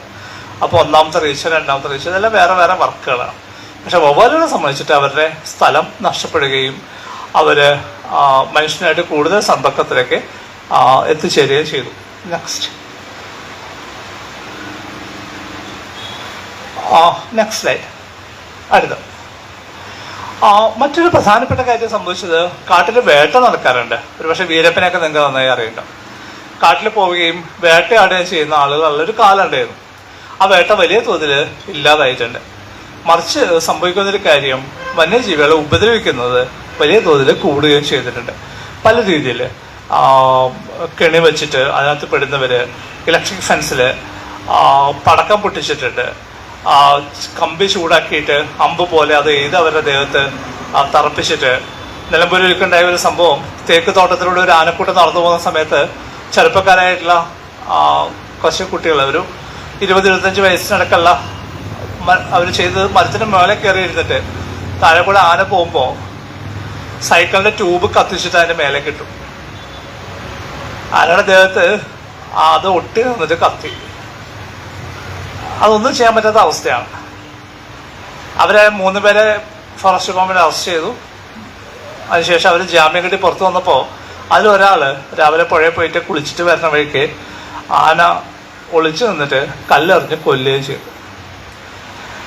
ഇത് കോൺഫ്ലിക്റ്റ് ഒന്നുമല്ല, യുദ്ധമാണ്. കൃത്യമായി പ്ലാൻ ചെയ്ത് എക്സിക്യൂട്ട് ചെയ്യുന്ന യുദ്ധത്തിന്റെ ലെവലിലേക്ക് ഈ വിഷയം മാറി കഴിഞ്ഞിട്ടുണ്ട്. അപ്പൊ കൊല്ലുന്ന സമയത്ത്, ഹണ്ട് ചെയ്യുന്ന സമയത്ത് സംഭവിക്കുന്നത് വെച്ചാൽ, ഒരു വന്യജീവിതത്തെ അവര് നല്ല അറിവുള്ള ആളുകളാണ് വേട്ടയ്ക്ക് പോകുന്നത്. അവർക്ക് അറിയാം എന്തിനെ കൊല്ലണ്ടെന്ന് അവർക്ക് കൃത്യമായിട്ട് അറിയാം. അവർ വെയിറ്റ് ചെയ്ത് കാത്തിരുന്ന് ആ ജീവി വരുന്ന സമയത്ത് അതിനെ വെടിവെച്ച് കൊല്ലുകയാണ്. കൊല്ലുന്നതോട് കൂടിയിട്ട് എല്ലാം അവസാനിക്കുകയാണ്. ആ ജീവിയുടെ എല്ലാ ഓർമ്മകളും അതോടുകൂടി അവസാനിക്കുകയാണ്. ഇപ്പൊ അത് നടക്കുന്നില്ല. മറിച്ച് ഇപ്പൊ ഇഞ്ചുറി ചെയ്യുക, വേദനിപ്പിക്കുകയാണ് ചെയ്യുക. വേദനിപ്പിക്കുമ്പോൾ ഉള്ള പ്രശ്നം എന്താ വെച്ചാല്, ഇത് ആ ആനിമൽ അത് ഹോൾഡ് ചെയ്യും. ആ പക അത് കൊണ്ടു നടക്കും. അത് മനുഷ്യനെ മൊത്തം ശത്രുക്കളായി തിരിച്ചറിയും. ഞാനൊക്കെ ആദ്യമായിട്ട് കാട്ടിലെ ഗവേഷണത്തിനായിട്ട് പോകുന്ന സമയത്ത് 1990-കളിൽ തുടക്കത്തിലൊക്കെ പോകുമ്പോൾ ഉറപ്പായിട്ടും ആനയുണ്ടാവും. ആനകൾ അവിടെ ഭക്ഷണം കഴിക്കുന്നുണ്ടാവും, നമ്മൾ ജോലി ചെയ്യുന്നുണ്ടാവും. അവർ നമ്മളെ ശ്രദ്ധിക്കുന്നുണ്ടാവും, നമ്മൾ അവരെ ശ്രദ്ധിക്കുന്നുണ്ടാവും. നമ്മൾ പണിയെടുത്ത് തിരിച്ച് പോരുകയും ചെയ്യും. ഇപ്പൊ അത് സാധ്യമല്ല. ഇപ്പൊ നമ്മളെ കണ്ടാൽ ആന ഇങ്ങോട്ട് വന്ന് ആക്രമിക്കും. മനുഷ്യനെ ഒരു ശത്രുവായി ആന അടയാളപ്പെടുത്തി കഴിഞ്ഞു. അതിന് ഏറ്റവും വലിയ കുഴപ്പം അനുഭവിക്കേണ്ടി വന്ന് കാട്ടിനകത്ത് ജീവിക്കുന്ന ആദിമനിവാസികളാണ്. അവർ വൈൽഡ് ലൈഫായിട്ട് ഏറ്റവും ഗംഭീരമായിട്ടുള്ള ബന്ധം ഉണ്ടായിരുന്ന മനുഷ്യരാണ് അവർ. പക്ഷെ ഇന്ന് കഴിഞ്ഞ ഈ വർഷം തുടങ്ങിയതിന് ശേഷം ഇങ്ങോട്ടേക്ക് ഏകദേശം 7ഓളം ആദിവാസികളാണ് കാട്ടില് ആന ചവിട്ടിക്കൊന്നത്. കാരണം ആനയെ സംബന്ധിച്ച് ആദിമനിവാസിയോ നമ്മളോ തമ്മിൽ വ്യത്യാസമില്ല. അവർ മനുഷ്യനെ മൊത്തത്തിൽ ശത്രുക്കളായി പ്രഖ്യാപിച്ചു. ഏത് മനുഷ്യനെ കണ്ടാലും ആക്രമിക്കുന്ന അവസ്ഥയിലേക്ക് ആനയുടെ സ്വഭാവം മാറിയിട്ടുണ്ട്. മറ്റൊന്ന്, കാട്ടിൽ ഭക്ഷണമില്ലാതാവുന്ന അവസ്ഥയാണ്. ധാരാളം സസ്യങ്ങൾ, മറ്റു രാജ്യങ്ങളിൽ നിന്ന് വന്നിട്ടുള്ള സസ്യങ്ങൾ കാട് കൈയടക്കി കഴിഞ്ഞു. കേരളം ഭയങ്കര പച്ചപ്പുള്ള സ്ഥലമാണെന്ന് നമ്മൾ പറയും. എവിടെ നോക്കിയാലും പച്ചയാണെന്ന് പറയും. പക്ഷെ തമാശ എന്താ വെച്ചാല്, ഈ പച്ചയിൽ ധാരാളം ശതമാനം നമ്മുടെ സസ്യങ്ങളെ അല്ല, പുറത്തുനിന്ന് വന്ന സസ്യമാണ്. ഈ പൂ നിങ്ങൾക്ക് നല്ല പരിചയം ഉണ്ടാവും. കൊങ്ങണിയെന്നും അരിപ്പൂ എന്നൊക്കെ വിളിക്കുന്ന സസ്യമാണ്. നമ്മുടെ അല്ല, പുറത്തുനിന്ന് വന്നതാണ്. തെക്കേ അമേരിക്കയിൽ നിന്ന് വന്നതാണ്. കാട്ടിലത് നിറയെ പടർന്നു പിടിച്ചിട്ടുണ്ട്. ആ സസ്യത്തെ ഒരു ജീവിക്ക് തിന്നാനാവില്ല. നമ്മുടെ നാട്ടിലെ ജീവജാലങ്ങൾക്ക് തിന്നാൻ പറ്റുന്ന സസ്യങ്ങൾ നിന്നിരുന്ന സ്ഥലത്താണ് ഇന്നിപ്പോ ഈ കൊങ്ങിണി ഒക്കെ ചെയ്യുന്നത്. കൊങ്ങിണി ഭക്ഷിക്കാനാവില്ല. അടുത്ത് ഇത് ആനത്തൊട്ടവടി എന്ന് പറയുന്ന സസ്യമാണ്. ഒരുപക്ഷെ കേരളത്തിൽ നിന്ന് ഏറ്റവും വ്യാപകമായിട്ടുള്ള അധിനിവേശ സസ്യമാണ്. മുള്ളുള്ള സസ്യമാണ്. നമ്മൾ സാധാരണ തൊട്ടവടിയേക്കാൾ ഒരു 100 മടങ്ങ് മാഗ്നിഫൈ ചെയ്താൽ എങ്ങനെയാ അതേപോലെ ഉണ്ടാവുക. അതും ആരും ഭക്ഷിക്കാൻ ആവില്ല. നെക്സ്റ്റ്, ഇത് ധൃതരാഷ്ട്ര പച്ച എന്ന് പറയുന്ന മൈക്കനെ മെക്രാന്ത എന്ന് പറയുന്ന സസ്യമാണ്. കേരളത്തിലൊക്കെ ആദ്യമായിട്ട് റബ്ബർ തൈകൾ കൊണ്ടുവന്ന സമയത്ത് റബ്ബർ പൊതിഞ്ഞുകൊണ്ട് വന്നത് റബ്ബർ തമ്മിൽ ഒരഞ്ഞ് കേടുവരാതിരിക്കാൻ വേണ്ടി കൊണ്ടുവന്നതാണ് ഈ വള്ളി. മൈല് മിനിറ്റ് വീട് എന്നാണ് ഇംഗ്ലീഷിൽ കോമൺ നെയിം. വളരെ ഫാസ്റ്റായിട്ട് വളരും. മരങ്ങളൊക്കെ മൊത്തം മൂടിക്കളയും. അത് ഒരിത്തിരി പോലും സൂര്യപ്രകാശം കിട്ടാതെ അതിനെ കൊന്നു കളയുന്നുള്ളതാണ് അതിന് ധൃതരാഷ്ട്ര പക്ഷി എന്ന് പേരിട്ട്. അടുത്ത ഇത് ഈ പൂ നിങ്ങൾ കണ്ടിട്ടുണ്ടാവും. ധാരാളം സ്ഥലത്ത് ഓർണമെന്റൽ പ്ലാന്റ് ആയിട്ട് ഇപ്പൊ നട്ടുപിടിപ്പിക്കുന്നുണ്ട്. പണ്ടൊക്കെ പുൽത്തകിടിയൊക്കെ ഉണ്ടായിരുന്ന സ്ഥലങ്ങൾ, പുൽത്തകിടി മെയിൻറ്റെയിൻ ചെയ്യാൻ വലിയ ബുദ്ധിമുട്ടാണ്. അത് നനയ്ക്കണം, ചതില് വരാതെ നോക്കണം. അതെല്ലാം മാറ്റി ഇപ്പൊ ഈ ചെടിയാന്നാള് നല്ല രസമായിട്ട് അത് നിൽക്കുന്നുണ്ടാവും. പൂ കുറേ നാൾ നിൽക്കുന്നുണ്ടാവും. ആ പൂവ് നല്ല മഞ്ഞ നിറമുള്ള പൂവാണ്. കോൺട്രാസ്റ്റ് ചെയ്യുന്ന ഡീപ്പ് ഗ്രീൻ ലീഫാണ്. ആ പൂവ് ഒരു തട്ടിപ്പ് പൂവാണ്. ആ പൂവില് കായ ഉണ്ടാവില്ല, വിത്തൊന്നും ഉണ്ടാവില്ല. അത് അത് ജെർമിനേറ്റ് ചെയ്യുന്ന അതിൻ്റെ തണ്ടിൻ്റെ കഷ്ണങ്ങളിലൂടെയാണ്, മണ്ണിൻ്റെ അടിയിലൂടെ പോകുന്ന തണ്ടുകളിലൂടെയാണ് അത് അതിൻ്റെ പ്രജനനം നടക്കുക. അത് കാട്ടിലേക്ക് എത്തിക്കഴിഞ്ഞു. അതും നമ്മുടെ നാട്ടിലെ ഒരു ജീവികളും കഴിക്കുന്നുണ്ടാവില്ല. ഇത് താഴെ കാണുന്ന സെന്ന സ്പെക്ടാബുലസ് എന്ന് പറയുന്ന മരമാണ്. പക്ഷെ നിങ്ങൾ കേട്ടിട്ടുണ്ടാവും, വയനാട്ടിൽ വലിയ പ്രശ്നമായിട്ട് അത് മാറിക്കഴിഞ്ഞു. പ്രശ്നം എന്താ വെച്ചാൽ, വയനാട്ടിൽ ഫോറസ്റ്റ് ഡിപ്പാർട്ട്മെന്റിന്റെ ആളുകൾ സോഷ്യൽ ഫോറസ്റ്റ് വിങ് റോഡ് സൈഡിൽ നമ്മുടെ കണിക്കൊന്ന നടാൻ തീരുമാനിച്ചു. കണിക്കൊന്ന നിങ്ങൾക്ക് എല്ലാവർക്കും പരിചയം ഉണ്ടാവും, മഞ്ഞപ്പൂവുള്ള ആ കണിക്കൊന്ന നടാനായിട്ട് അവർ പുറത്തുനിന്ന് വിത്ത് വാങ്ങിച്ചപ്പോൾ കിട്ടിയ വിത്ത് കണിക്കൊന്നയുടെ ആയിരുന്നില്ല, മറിച്ച് മഞ്ഞക്കൊന്ന അറിയപ്പെടുന്ന സെന്ന സ്പെക്ടാബിൾസിന്റെ വിത്തായിരുന്നു. വിത്തായിരിക്കുന്ന സമയത്ത് രണ്ടും കണ്ടാലും തിരിച്ചറിയാൻ പറ്റൂല, ഒരേപോലെ തന്നെ ഉണ്ടാവും. ചെറിയ തൈ ആയിരിക്കും പോലും തിരിച്ചറിയാൻ പറ്റൂല. അങ്ങനെ അവർ റോഡ് സൈഡിലൊക്കെ മഞ്ഞക്കൊന്ന നട്ടുപിടിപ്പിച്ചു. നല്ല ആത്മാർത്ഥതയുള്ള കുറച്ച് ഫോറസ്റ്റ് ഉദ്യോഗസ്ഥര് മുത്തങ്ങ വൈൽഡ് ലൈഫ് സാഞ്ചുറിയുടെ ഓഫീസിന്റെ ചുറ്റും അവിടെ കൂടി കുറച്ച് സുന്ദരമായിക്കോട്ടെ എന്ന് വിചാരിച്ചാൽ അവിടെ നട്ടുപിടിപ്പിച്ചു. ഈ മരങ്ങൾ വളർന്നു വരുന്നു. അവര് പൂവുണ്ടായി കായ ഉണ്ടാവാൻ തുടങ്ങുന്ന പ്രായമാകുമ്പോഴാണ് വയനാട്ടില് മാസീവായിട്ട് മുള പൂക്കുന്നത് മാസ് ഫ്ലവറിംഗ് ആണ്. ഒരു പ്രദേശത്തെ മുള മുഴുവൻ പൂത്തു കഴിഞ്ഞാൽ അത് നശിച്ചു പോവുകയും ചെയ്യും. അങ്ങനെ മുള പൂത്ത സമയത്ത് അത് നശിച്ചോടൊപ്പം ധാരാളം സ്പേസ് ഓപ്പണായി മാറി, സൂര്യപ്രകാശം കിട്ടുന്ന സ്ഥലമായി മാറി. ആ സമയത്താണ് സെന്ന വിത്തുകളുമായിട്ട് റെഡി ആയിട്ട് വന്ന് മുത്തങ്ങ വൈൽഡ് ലൈഫ് സാഞ്ചുറിയിലേക്ക് കാട്ട് തീ പോലെ പറന്ന് പിടിച്ചു. സെന്ന സ്പെക്ടാബിൾസ് എന്നുള്ള ചെടീനെ ഒരു ജീവിക്കും തിന്നാൻ പറ്റൂല. ആ പുല്ലും നമ്മുടെ നാട്ടിലെ മാനുകളും മ്ലാവും ഒക്കെ ഭക്ഷണം കഴിച്ചിരുന്ന സ്പീഡ്സുകളെ കംപ്ലീറ്റ് ഡിസ്പ്ലേസ് ചെയ്തുകൊണ്ട് സെന്ന സ്പെക്ടാബിൾസ് അവിടെ മാറിക്കഴിഞ്ഞു. അത് നിൽക്കുന്ന സ്ഥലത്തിന്റെ തൊട്ട് താഴെ വേറെ ഒരു സസ്യം പോലും മുളക്കില്ല. അങ്ങനെയുള്ള സസ്യങ്ങളുണ്ട്, മരങ്ങളുണ്ട്. പുളി നിങ്ങൾ കണ്ടിട്ടുണ്ടാവും, വാളംപുളി. നിങ്ങൾ അവസാനം കണ്ട വാളംപുളി ഒന്ന് മനസ്സിൽ സങ്കല്പിച്ച് വെക്കും. അതിന്റെ താഴെ ഏതെങ്കിലും ചെടി വളർന്നിട്ടുണ്ടോ എന്ന് ആലോചിച്ച് വെക്കും. ഒരൊറ്റ ചെടി പോലും കാണാൻ പറ്റൂല. കാരണം വാളംപുളി സമ്മതിക്കില്ല. അതിന്റെ താഴെ ഒരു സസ്യം പോലും വളരാനായിട്ട് അത് സമ്മതിക്കില്ല. അതെങ്ങനെയാണ് അത് ചെയ്യുന്നത് എന്നുള്ളത് വേറൊരു കഥയാണ്. അപ്പൊ അതേപോലെ സെന്നയുടെ താഴെ വേറെ ഒരു ചെടി നിങ്ങൾക്ക് കാണാൻ പറ്റില്ല. സ്വാഭാവികമായിട്ടും സസ്യഭുക്കുകൾക്ക് അവിടുന്ന് മാറേണ്ടി വരും. അവർ പുതിയ സ്ഥലത്തേക്ക് ഭക്ഷണം അന്വേഷിച്ച് പോകേണ്ടി വരും. സസ്യഭുക്കുകൾ മാറുന്നത് വലിയ കുഴപ്പമുള്ള കാര്യമല്ല. പക്ഷേ സസ്യഭുക്കുകൾ മാറുമ്പോൾ സ്വാഭാവികമായിട്ടും അതിന്റെ പുറകെ മാംസഭുക്കുകൾക്കും മാറേണ്ടി വരും. മാംസഭുക്കുകൾ ഒരു സ്ഥലത്ത് നിന്ന് മറ്റൊരു സ്ഥലത്തേക്ക് പോവാന്ന് പറഞ്ഞാൽ അത് കുറച്ച് അപകടം പിടിച്ച കാര്യമാണ്. കാരണം അവർക്ക് കൃത്യമായിട്ട് ടെറിട്ടറി ഉള്ള ജീവിയാണ്. പുലിയായാലും കടുവയായാലും എല്ലാവർക്കും അവർക്ക് കൃത്യമായിട്ടുള്ള ടെറിട്ടറി ഉണ്ട്. അപ്പോൾ അവിടുന്ന് അവർ ഡിസ്പ്ലേസ് ചെയ്ത പുതിയ സ്ഥലത്തേക്ക് പോകുന്ന വെച്ചാൽ മറ്റൊരു ജീവിയുടെ ടെറിട്ടറിയിലേക്കാണ് കയറുക. ടെറിട്ടറി ക്ലോസ് ചെയ്ത് കഴിഞ്ഞാൽ ഉറപ്പായിട്ടും വഴക്കുണ്ടാവും, യുദ്ധം ഉണ്ടായി കഴിഞ്ഞാൽ പരിക്ക് പറ്റിയാൽ പിന്നെയുള്ള പ്രശ്നം എന്താ വെച്ചാൽ അവർക്ക് ഹണ്ട് ചെയ്യാൻ പറ്റൂല. അവർക്ക് മാനിനെയോ മ്ലാവിനെയോ ഓടിപ്പിടിച്ച് അവർക്ക് ഭക്ഷണം സമ്പാദിക്കാനായിട്ട് അവർക്ക് പറ്റാതാവും. അങ്ങനെ വരുമ്പോഴാണ് അവർ പതുക്കെ കെട്ടിയിട്ട മൃഗങ്ങളെ ആക്രമിക്കാൻ തുടങ്ങുക. ഡൊമസ്റ്റിക് ആനിമൽസൊക്കെ അവർ ഷിഫ്റ്റ് ചെയ്യുന്നത് ആ സമയത്താണ്. ഡൊമസ്റ്റിക് ആനിമൽസിനെ പിടിച്ചു കഴിഞ്ഞാൽ എന്താ സംഭവിക്കുക? അതിനെ പിടിച്ചു കഴിഞ്ഞാൽ ഇവർ ഒറ്റ ദിവസം കൊണ്ട് കഴിച്ച് തീർക്കില്ല. ഒരു ജീവിയെ പിടിച്ചു കഴിഞ്ഞാൽ ഒരാഴ്ച കൊണ്ടൊക്കെ ആണ് അവർ ഭക്ഷണം കഴിച്ച് തീർക്കുക. കാരണം ഓരോ ദിവസം കഴിയുമ്പോഴും അതിൻ്റെ സ്വാദ് കൂടി വരും. അതല്ല, മാംസം കുറച്ചും കൂടി സോഫ്റ്റായി മാറുകയും ചെയ്യും. പക്ഷേ ഇവർ പിടിച്ചു കഴിഞ്ഞാൽ, ഒരു പശുവിനെയോ കാളയോ പിടിച്ചു കഴിഞ്ഞാൽ നാട്ടുകാരെന്ത് ചെയ്യും? അതിനെടുത്തുകൊണ്ട് സമരം ചെയ്യാൻ പോകും. റോഡിൽ പോയിട്ട് റോഡ് ബ്ലോക്ക് ചെയ്യും, സമരം ചെയ്യും, ഫോറസ്റ്റുകാരെ വരുത്തും, അവരോട് നെഗോഷിയേറ്റ് ചെയ്യും, കോമ്പൻസേഷൻ വാങ്ങും. എന്നിട്ട് ഈ ശരീരം ആളുകൾ മുറിച്ച് ഭക്ഷണമാക്കുകയോ ചെയ്യും. പക്ഷെ അപ്പോഴും അതിനെ പിടിച്ച് അതിനെ കൊന്ന പുലിയോ കടുവയ്ക്കോ ഭക്ഷണം കിട്ടിയിട്ടുണ്ടാവില്ല. സ്വാഭാവികമായിട്ട് അത് അടുത്ത ജീവിയെ കൊല്ലും. അടുത്ത ജീവിയെ കൊല്ലുമ്പോഴേക്കും പത്രത്തിൽ വലിയ തലക്കെട്ട് വരും.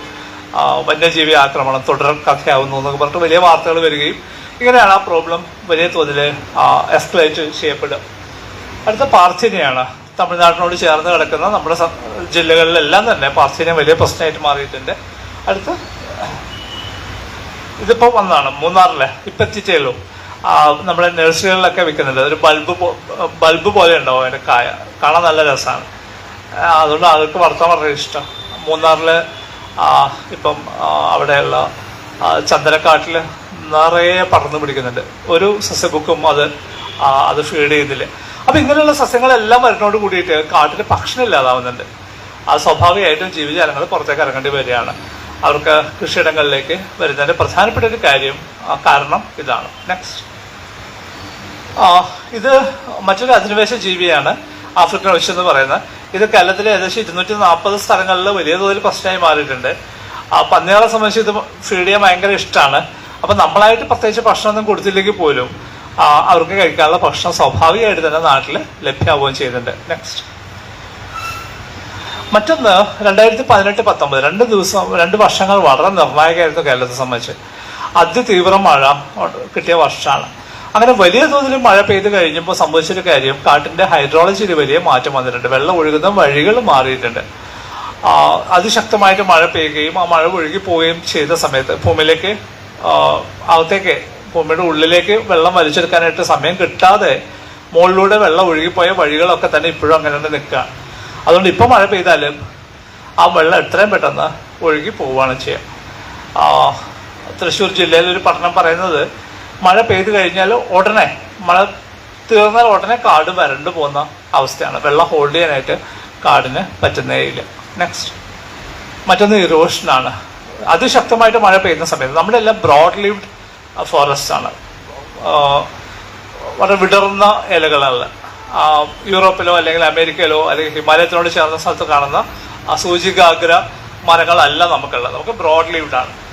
വെള്ളം വീണ സമയത്ത് അവർ ഫ്ലിപ്പ് ചെയ്ത് പോകും. അവരുടെ ഷേപ്പ് മെയിൻറ്റെയിൻ ചെയ്യാൻ പറ്റില്ല. വലിയ തോതിൽ മഴ നേരിട്ട് മണ്ണിൽ അടിക്കുകയും മണ്ണ് തന്നെ ഒലിച്ചു പോവുകയും ചെയ്യും. മണ്ണ് മാത്രമല്ല ഒലിച്ചു പോവുക. 2018 നമ്മൾ കണ്ട കാഴ്ച എന്താ വെച്ചാൽ, മഴ പെയ്ത് കഴിഞ്ഞതിന് ശേഷം ഒരു 2-2.5 മാസം കഴിയുമ്പോഴും കാട്ടിൽ നിന്ന് വെള്ളം കുത്തി ഒഴുകി പുറത്തേക്ക് പോയിക്കൊണ്ടിരിക്കുകയാണ്. ആ പോകുന്ന വെള്ളത്തിൻ്റെ നിറം ചുവപ്പായിരുന്നു. എന്ന് വെച്ചാൽ അതിൻ്റെ അർത്ഥം നിറയെ മണ്ണുമായിട്ടാണ് അത് പുറത്തേക്ക് പോകുന്നത്.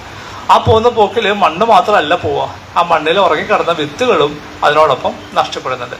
സ്വാഭാവികമായിട്ടും ഫോറസ്റ്റിൻ്റെ റീജനറേഷനെ അത് ബാധിക്കുകയും ചെയ്യും. പുതിയ തൈകൾ വളർന്ന് വരാതിരിക്കുകയും ചെയ്യുന്നുണ്ട്. ഇതൊരു സിനിമയാണ്, റേഷമോൺ. 1950 ഇറങ്ങിയ ഒരു ജാപ്പനീസ് ഫിലിമാണ്. കുറോസാവയുടെ സിനിമയാണ്. ആ സിനിമ ഇറങ്ങിയതിന് ശേഷം ഉണ്ടായ ഒരു വാക്കാണ് റാഷമോൺ ഇഫക്റ്റ് എന്നുള്ളത്. Rashomon effect, next slide. Rashomon effect എന്ന് പറഞ്ഞാൽ, ആ സിനിമയുടെ കഥ എങ്ങനെയാണെന്ന് വെച്ചാൽ, കാട്ടിനകത്ത് ഒരു ഭർത്താവും ഭാര്യയും കൂടി കാട്ടിലൂടെ പോകുന്ന സമയത്ത് കാട്ടിൽ വെച്ചിട്ട് ഈ ഭർത്താവ് കൊല ചെയ്യപ്പെടുക. സ്വാഭാവികമായിട്ട് ഉണ്ടാകുന്ന ഒരു സംശയം, ആരാണ് കൊന്നതെന്നുള്ളതാണ്. ആരാണ് ഭർത്താവിനെ കൊന്നത്? ആ ഭർത്താവിന് അപ്പോൾ വിചാരണ നടക്കുന്നു. തെളിവ് കൊടുക്കാനായിട്ട് വരുന്ന ആളുകളുണ്ട്. ഒരു വിറക് വെട്ടുന്ന ആളുണ്ട്, ഒരു കൊള്ളക്കാരനുണ്ട്, ഈ ഭർത്താവിന് തന്നെ ആത്മാവുണ്ട്. ഇവരെല്ലാവരും കോടതിയിൽ എത്തിയിട്ട് തെളിവ് കൊടുക്കുകയാണ്. പക്ഷെ പ്രശ്നം എന്താ വെച്ച് കഴിഞ്ഞാൽ, നമ്മൾ ഏതൊരാളുടെ കഥ കേട്ടാലും അത് ശരിയാണെന്ന് നമുക്ക് തോന്നും. പക്ഷെ ഈ കഥകൾ തമ്മിൽ ഒരിക്കലും പൊരുത്തപ്പെടില്ല. അത് വളരെ വ്യത്യസ്തമായിട്ടുള്ള കഥയാണ്. ഒരാളെ സംബന്ധിച്ചിട്ട് കൊല ചെയ്ത വേറെ ഒരാളാണ്, മറ്റൊരാൾ പറയുന്ന സമയത്ത് കൊല ചെയ്ത് വേറൊരാളാണ്. അപ്പോൾ റാഷമോൺ ഇഫക്റ്റ് എന്ന് പറഞ്ഞാൽ ഒരു സംഭവം അതിന് വ്യത്യസ്ത ആളുകൾ കാണുന്ന സമയത്ത് വ്യത്യസ്തമായിട്ടുള്ള നറേഷൻസ് ഉണ്ടാവുന്നതിനെയാണ് നമ്മൾ റാഷമോൺ ഇഫക്റ്റ് എന്ന് പറയുന്നത്. ഇപ്പോൾ ഇവിടെ മേശപ്പുറത്തെ പൂക്കൾ വെച്ചിട്ടുണ്ട്. ഞാൻ ഇവിടുന്ന് നോക്കുമ്പോൾ കാണുന്ന ഒരു കാഴ്ചയുണ്ട്, അത് വെച്ചിട്ട് ഞാൻ പറയുന്നത്, നിങ്ങൾ അവിടെ നിന്ന് നോക്കുമ്പോൾ വേറൊരു കാഴ്ചയായിരിക്കും കാണാം. അപ്പോൾ ഒരേ വസ്തു ഒന്ന് തന്നെയായിരിക്കാം, പക്ഷെ വ്യത്യസ്തമായിട്ടുള്ള പെർസ്പെക്റ്റീവ്സ് ഉണ്ടാവുന്നത്. അങ്ങനത്തെ ഒരു അവസ്ഥയ്ക്കാണ് റാഷമോൺ ഇഫക്റ്റ് എന്ന് പറയാം. നെക്സ്റ്റ്, അപ്പോൾ പല പല നറേഷൻസ് ഉണ്ട് വന്യജീവി പ്രശ്നമായിട്ട് ബന്ധപ്പെട്ട്. സ്റ്റേറ്റ്, നമ്മുടെ സർക്കാരിൻ്റെ നിലപാട് എന്താണ്? കേരള സർക്കാർ പറയണമെന്ന് വെച്ചാൽ, ഈ പ്രശ്നത്തിന് മൊത്തം കാരണം കേന്ദ്ര സർക്കാരാണ്. കാരണം അവർ നിയമങ്ങൾ മാറ്റാൻ സമ്മതിക്കുന്നില്ല. അതാണ് ഈ പ്രശ്നം പരിഹരിക്കാനായിട്ടുള്ള വലിയ ബുദ്ധിമുട്ട്. കേന്ദ്ര സർക്കാരിൻ്റെ നിയമം മാറ്റുകയാണെങ്കിൽ പ്രശ്നം പരിഹരിക്കാം. ഇതാണ് സംസ്ഥാന സർക്കാർ പറയും. നെക്സ്റ്റ്, ഫോറസ്റ്റ് ഡിപ്പാർട്ട്മെന്റ് പറയണത് വെച്ചാൽ ഇതൊരു സെക്കൻഡ് ജനറേഷൻ പ്രോബ്ലം എന്ന് പറയും. എന്താണ് second generation problem? Second generation problem എന്ന് വെച്ചാൽ, നമ്മളൊരു കാര്യം വളരെ നന്നായി ചെയ്തുകൊണ്ടുണ്ടായ പ്രശ്നത്തെയാണ് നമ്മൾ സെക്കൻഡ് ജനറേഷൻ പ്രോബ്ലം എന്ന് പറയും. വൈൽഡ് ലൈഫ് പ്രൊട്ടക്ഷൻ ആക്ട് വന്നു, നമ്മൾ വളരെ കൃത്യമായിട്ട് നടപ്പിലാക്കി, കാട്ടിൽ കയറുന്ന എല്ലാവരും പിടിച്ച് ശിക്ഷിക്കാൻ തുടങ്ങി, വേട്ട പൂർണ്ണമായിട്ട് നിർത്തി, ഒരു തരത്തിലും കാടിന് പ്രശ്നമില്ല എന്ന് ഉറപ്പുവരുത്തി. അപ്പോൾ ഇതാ നോക്ക്, വന്യജീവികളുടെ എണ്ണം വർദ്ധിക്കുകയും അവർ പുറത്തേക്ക് ഇറങ്ങുകയും ചെയ്യാൻ തുടങ്ങി. അപ്പോൾ അതുകൊണ്ട് ഇതൊരു സെക്കൻഡ് ജനറേഷൻ പ്രോബ്ലമാണ്. ഇതാണ് ഫോറസ്റ്റ് ഡിപ്പാർട്ട്മെന്റിന്റെ നറേറ്റീവ്. നെക്സ്റ്റ്, ഇനി പ്രതിപക്ഷം എന്താ പറയാ? പ്രതിപക്ഷം പറയുന്നത് സർക്കാരിന്റെ കഴിവുകേടാണ്. കാട്ടിൽ ജീവിക്കേണ്ട ജീവികൾ കാട്ടിൽ തന്നെ ജീവിക്കണം, നാട്ടിലേക്ക് ഇറങ്ങുന്നത് ഭരണകൂടത്തിന്റെ വീഴ്ചയാണ് എന്ന് വളരെ കൃത്യമായിട്ട് പ്രതിപക്ഷം പറയുക. അത് അടുത്ത പെർസ്പെക്റ്റീവാണ്. ഇത് പറയുമ്പോൾ രസകരമായിട്ടുള്ളൊരു കാര്യമുണ്ട്. പഴയൊരു മനുഷ്യനുണ്ട്, ശിവദാസ മേനോൻ എന്ന് പറയുന്നൊരു പഴയൊരു മനുഷ്യനുണ്ടായിരുന്നു. പുള്ളി വേട്ടക്കാരനായിരുന്നു. പോലീസുകാരുടെ കൂടെ കാട്ടിൽ വേട്ടയ്ക്ക് പോയിരുന്നൊരു മനുഷ്യനാണ്. അദ്ദേഹത്തിന്റെ ഓർമ്മകൾ ഒരു പുസ്തകമായിട്ട് വന്നിട്ടുണ്ട്. മലബാറിലെ ഷിക്കാർ എന്നാണ് ആ പുസ്തകത്തിന്റെ പേര്. ഒരു പക്ഷെ നിങ്ങൾ പുലിമുരുകൻ എന്നൊരു സിനിമ കണ്ടിട്ടുണ്ടാവും. ഈ പുസ്തകത്തിന് മുന്നിൽ ആ സിനിമയൊന്നും ഒന്നുമല്ല, ഗംഭീരമായിട്ടുള്ള പുസ്തകമാണ്, നറേറ്റീവാണ്. കാട്ടിൽ പോകുന്ന സമയത്ത് ഉള്ള എക്സ്പീരിയൻസ് ആണ് പുള്ളി എഴുതിയിട്ടുള്ളത്. അതിൽ പറയുന്ന രസകരമായിട്ടുള്ളൊരു ഇൻസിഡന്റ് ഉണ്ട്. അത് സെക്കൻഡ് ചാപ്റ്ററൊക്കെ അതിഗംഭീരം തന്നെയാണ്. പക്ഷെ അതല്ല ഞാൻ പറയാൻ ഉദ്ദേശിക്കുന്നത്. അതിൽ പറയുന്ന ഒരു കാര്യം, പണ്ടത്തെ കാലത്ത് 1920-30 ഏകദേശം 100 വർഷം മുന്നേ ഉള്ള കേരളത്തിന്റെ കഥയാണ് പുള്ളി പറയുന്നത്. അന്നത്തെ ബസ്സുകൾ ചെറിയ ബസ്സാണ്, കുട്ടി ബസ്സുകളാണ്. ഇന്നത്തെ ബസ്സിൻ്റെ അത്ര നീളമൊന്നുമില്ല, ചെറിയ ബസ്സാണ്. അങ്ങനെ ഒരു ബസ് പോകുന്ന സമയത്ത് 3 ആനകള് ഈ ബസ്സിന്റെ പുറകെ ഓടുകയാണ്. ആന പുറകെ ഓടിയ കണ്ടിട്ട് ബസ്സിനകത്തിരിക്കുന്ന ആളുകൾ ബേജാറായി, കരയാൻ തുടങ്ങി. സ്ത്രീകളും കുട്ടികളൊക്കെ വാവിട്ട് നിലവിളിക്കാൻ തുടങ്ങി. പക്ഷെ കുറച്ച് കഴിഞ്ഞപ്പോൾ ആനകൾ ഓട്ടം നിർത്തി, ബസ് സേഫായിട്ട് പോവുകയും ചെയ്തു. പക്ഷെ രസകരമായിട്ടുള്ള കാര്യം, ഈ സംഭവം നടക്കുന്നത് കോഴിക്കോട് ജില്ലയിലെ ഫറൂഖിനും രാമനാട്ടിലേക്ക് ഇടയ്ക്കാണ് എന്നുള്ളതാണ്. ഫറൂഖിനും രാമനാട്ടിലേക്ക് ഇടയ്ക്ക് കാട്ടാന ഉണ്ടാവും നമുക്കൊന്നും ചിന്തിക്കാൻ പോലും പറ്റൂല. വെറും 100 വർഷം മുന്നേ അവിടെ കാട്ടാന ഉണ്ടായിരുന്നു. ഇന്നിപ്പോ ആനയൊക്കെ എവിടെ പോയി?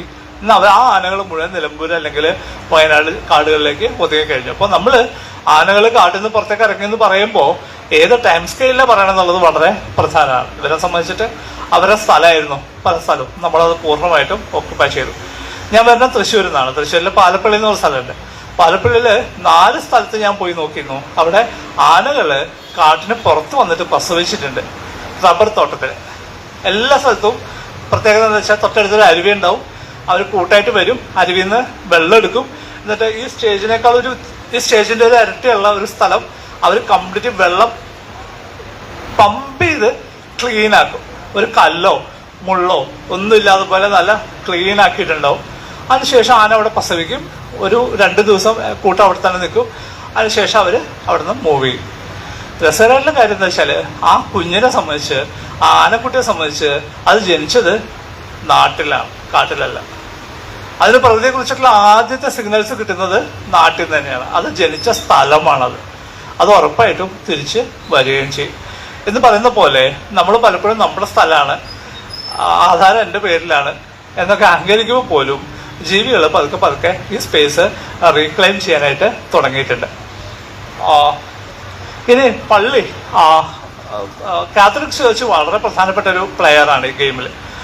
ഏറ്റവും രസകരമായിട്ടുള്ളൊരു കാര്യം അവർ പറഞ്ഞതെന്ന് വെച്ച് കഴിഞ്ഞാൽ, ഒരിക്കൽ താമരശ്ശേരി കോഴിക്കോട് ബിഷപ്പ് ഒരിക്കൽ പറഞ്ഞു, നിങ്ങൾക്ക് സംബന്ധിച്ച് ഭരിക്കാൻ പറ്റില്ലെങ്കിൽ നമ്മൾ നോക്കിക്കോളാം, നമ്മൾ ഭരിച്ചോളാം. മലയോര മേഖലയിൽ നിങ്ങൾക്ക് ഭരിക്കാൻ അറിയില്ലെങ്കിൽ ഞങ്ങൾ അവിടെ ഭരണം നടത്തിക്കോളാം എന്ന് പറഞ്ഞത് കോഴിക്കോട് ബിഷപ്പാണ്. പെട്ടെന്ന് എനിക്ക് തോന്നിയത്, അല്ലെങ്കിൽ ഇത് തന്നെയല്ലേ ഇപ്പം മാവോയിസ്റ്റുകൾ പറയണമെന്നാണ് എനിക്ക് തോന്നിയത്. മാവോയിസ്റ്റുകൾ പറഞ്ഞത് അത് തന്നെയാണല്ലോ, ഞങ്ങൾ ഭരിച്ചോളാം, നിങ്ങൾ മാറിക്കോളൂ. അപ്പോൾ എങ്ങനെയാണ് ഇത് ഈ സൈക്കിൾ കംപ്ലീറ്റ് ആവുന്നതെന്നുള്ള രസകരമായിട്ടുള്ളൊരു കാര്യമാണ്. അപ്പോൾ അവർ പറയുന്നത് വെച്ചാൽ മലയോര മേഖലയിൽ ഞങ്ങൾക്ക് നല്ല ബന്ധങ്ങളുണ്ട്, നമുക്ക് നല്ല സംവിധാനങ്ങളുണ്ട്. അപ്പോൾ സർക്കാരിന് പറ്റില്ലെങ്കിൽ പറയും, ഞങ്ങളവിടെ ഭരണം നടത്തിക്കോളാം. നെക്സ്റ്റ്, പരിസ്ഥിതി പ്രവർത്തകർ എന്താ പറയാ? പരിസ്ഥിതി പ്രവർത്തകർ പറഞ്ഞു വെച്ചാൽ നമുക്ക് മാത്രമല്ല, ഈ ഭൂമിയിൽ ജീവിക്കാനുള്ള അവകാശം എല്ലാ ജീവജാലങ്ങൾക്കുണ്ട്.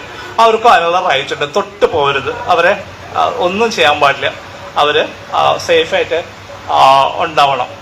ഭരണഘടന ഉറപ്പുവരുത്തുന്നത് മനുഷ്യന്റെ ജീവിക്കുക എന്നുള്ളത് മാത്രമല്ല, എല്ലാ ജീവജാലങ്ങളുടെയും ജീവനും നമ്മൾ ഉറപ്പുവരുത്തേണ്ട ആവശ്യമുണ്ട്. ഇതാണ് ഫോറസ്റ്റ് കൺസർവേഷനിസ്റ്റുകൾ പറയാം. നെക്സ്റ്റ്, മീഡിയ എന്താ പറയാ? മീഡിയക്ക് ഇതെല്ലാം വാർത്തകളാണ്. അവര് കഥ ഉണ്ടാക്കി കളയും. പണ്ടൊന്നും ആരും അറിയാതിരുന്ന കേസുകൾ പോലും ഇപ്പൊ അത്രയും പെട്ടെന്ന് പുറത്തു വരും. ആദിമ നിവാസികളൊക്കെ പറയും, പണ്ടൊക്കെ അവര് വരും, കന്നാലികളെ ആരെങ്കിലും പിടിച്ചോണ്ട് പോവും. അവർ വിചാരിച്ചിരുന്നത് വെച്ചാല് ഞങ്ങൾ ജീവിക്കുന്ന കാട് കൊണ്ടാണ്, ഞങ്ങൾക്ക് വേണ്ടതെല്ലാം കിട്ടുന്നത് കാട്ടിൽ നിന്നാണ്. അപ്പോൾ എപ്പോഴെങ്കിലും കടുവ വന്നിട്ട് എൻ്റെ കന്നുകാലിയെ പിടിച്ചാൽ അതെൻ്റെ ഭാഗ്യമാണ് എന്ന് വിചാരിക്കുന്നൊരു സമൂഹമുണ്ട്. അവരെ കംപ്ലീറ്റ് മാറ്റി. ഇപ്പോൾ എന്ന് വെച്ച് കഴിഞ്ഞാൽ അങ്ങനെ പിടിച്ചു കഴിഞ്ഞാൽ അപ്പം തന്നെ മൊബൈലിൽ ഫോട്ടോ എടുക്കുക, അയക്കുക, വാർത്തയാവുക, പത്രക്കാർ കൊടുക്കുന്ന ആ വീട്ടിലെത്തുക, ലൈവായിട്ട് സ്ട്രീം ചെയ്യുക. മീഡിയ അവരുടെ റേറ്റിംഗ് കൂട്ടാനായിട്ട് വിഷയത്തെ വലിയ തോതിൽ പെരുപ്പിക്കുന്നുണ്ട്. നെക്സ്റ്റ്, സയന്റിസ്റ്റുകൾ എന്താ പറയുന്നത്, പഠിക്കുന്ന ശാസ്ത്രജ്ഞർ പറയുന്നത് വെച്ചാൽ നമുക്ക് കൃത്യമായിട്ടുള്ള തീരുമാനം എടുക്കാനായിട്ടുള്ള ഡാറ്റ ഇപ്പോഴും ആയിട്ടില്ല. ഇനിയും കൃത്യമായിട്ടുള്ള ഡാറ്റ വേണം. അപ്പോൾ സംഭവം വെച്ചാൽ പുര കത്താണ്. ഈ പുര കത്തുന്ന സമയത്ത് നമുക്ക് ഡാറ്റ സംഘടിപ്പിക്കാനുള്ള നേരമൊന്നും ഉണ്ടാവില്ല. അപ്പോൾ സയന്റിസ്റ്റുകൾ പറയുക നമ്മൾ കൃത്യമായിട്ട് പഠിച്ചിട്ടില്ല, പഠിക്കാനുള്ള സമയം കിട്ടിയിട്ടില്ല, നമ്മൾ കൃത്യമായിട്ട് പഠിച്ചിട്ട് പറയാം എന്നാണല്ലോ പറയാം. പക്ഷെ അതിനെ കാത്തിക്കാതെ നമുക്ക് എന്തെങ്കിലുമൊക്കെ പെട്ടെന്ന് ചെയ്യേണ്ടി വരും. ഇനി കിഫ എന്നൊരു സംഘടനയുണ്ട്, Kerala independent farmers association. KIFA എന്ന് പറയുന്ന സംഘടന പറയണമെന്ന് വെച്ച് കഴിഞ്ഞാൽ നാട് കാട് രണ്ട് സ്ഥലമാണ്. കാട്ടിൽ നിന്ന് ആരെങ്കിലും പുറത്തേക്ക് ഇറങ്ങി അപ്പം നമ്മൾ തട്ടും, നമ്മൾ കൊന്നുകളയും. കാരണം നാട്ടിൽ നമുക്ക് ജീവിക്കണം. അപ്പം അതുകൊണ്ട് ജീവികളുടെ എണ്ണം കുറച്ചേ പറ്റൂ. ഇതാണ് അവരെടുക്കുന്ന നിലപാട്. നെക്സ്റ്റ്, ഇതിനിടയ്ക്ക് ഈ ഒരു മനുഷ്യൻ മാധവ് ഗാഡ്ഗിൽ കേരളത്തിൽ പലപ്പോഴും ചർച്ച ചെയ്യപ്പെട്ടിട്ടുള്ള മനുഷ്യനാണ്. മാധവ് ഗാഡ്ഗിലിനെ കേരളത്തിന് ഭയങ്കര ഇഷ്ടമായിരുന്നു. കാരണം അദ്ദേഹം പശ്ചിമഘട്ട മലനിരകൾ സംരക്ഷിക്കാൻ വേണ്ടിയിട്ടുള്ള ധാരാളം പ്രവർത്തനങ്ങൾ നടക്കുകയും western ghat ecology expert panel report അവതരിപ്പിക്കുകയും ഒക്കെ ചെയ്തുകൊണ്ട് കേരളത്തിലെ പരിസ്ഥിതി പ്രവർത്തകർക്കും സാധാരണ മനുഷ്യർക്കും എല്ലാവർക്കും വളരെ പരിചിതമായിട്ടുള്ളൊരു പേരാണ്. അദ്ദേഹം നല്ലൊരു ശാസ്ത്രജ്ഞനായിട്ട് എല്ലാവരും കണക്കാക്കിയിരിക്കുന്ന സമയത്താണ് പെട്ടെന്ന് അദ്ദേഹം ഒരു കമന്റ് പറഞ്ഞോടുകൂടി അദ്ദേഹം ചീത്ത മനുഷ്യനായിട്ട് മാറി. അദ്ദേഹം പറഞ്ഞതെന്ന് വെച്ച് കഴിഞ്ഞാല് കേരളത്തിലെ മനുഷ്യരെ കാട്ടുപന്നിയെ കൊല്ലുകയാണെങ്കിൽ വെറുതെ മണ്ണിലേക്ക് കുഴിച്ചിട്ട് നശിപ്പിക്കരുത്, അത് കഴിക്കണം എന്ന് പറയും. അത് ഗംഭീര നല്ല പ്രോട്ടീനാണ്. അപ്പൊ കാട്ടുപന്നിയെ കൊല്ലം മാത്രമല്ല അത് കഴിക്കുകയും ചെയ്യണം. ഇത് കേട്ടോട് കൂടിയിട്ട് മാധവ് ഗാഡ്ഗിലിനെ കുറിച്ചുള്ള സകല അഭിപ്രായവും മാറി. ഈ മനുഷ്യൻ എന്താ ഈ പറയുന്നത്, ഇയാളെ നമ്മൾ ഇങ്ങനെയൊന്നും അല്ലല്ലോ വിചാരിച്ചിരുന്നത്, ഇയാള് നല്ലൊരു മനുഷ്യനാണെന്നും പച്ചക്കറി മാത്രം ജീവിക്കുകയും തിന്ന് കഴിയുകയൊക്കെ ചെയ്യുന്ന നല്ലൊരു മനുഷ്യനാണ് വിചാരിച്ചിരുന്ന മനുഷ്യൻ കാട്ടുപന്നിയെ കൊന്നു തിന്നാൻ പറയുമെന്ന് പറഞ്ഞിട്ട് ആളുകൾക്ക് ആകെ വിഷമായി. അതുകൊണ്ട് ഒത്തിരി പേര് സ്വയം മാധവ് ഗാഡ്ഗിലിന്റെ ഫാൻ ലിസ്റ്റിൽ നിന്ന് സ്വയം ഇറങ്ങി പോവുകയും ചെയ്തു. ഇത് പ്രശ്നം എന്ന് വെച്ചാൽ സയൻസിന്റെ ഒരു കുഴപ്പം അതാണ്. സയൻസ് പുതിയ അറിവുകളനുസരിച്ച് പുതിയ നിലപാടുകൾ അനുസരിച്ച് അഭിപ്രായം മാറ്റുന്ന ഒരു സംവിധാനമാണ്. ശാസ്ത്രത്തിന്റെ രീതി അങ്ങനെയാണ്. ഈ രീതി ആളുകൾക്ക് സാധാരണഗതിയിൽ മനസ്സിലാവില്ല. ആളുകൾക്ക് പലപ്പോഴും ഇഷ്ടം മതങ്ങളൊക്കെ ചെയ്യണ പോലെ ഏതെങ്കിലും ഒരു മതത്തിലങ്ങ് വിശ്വസിക്കുക, എന്നിട്ട് അതനുസരിച്ച് അങ്ങ് ജീവിക്കുക, അതാണ് ഏറ്റവും എളുപ്പം.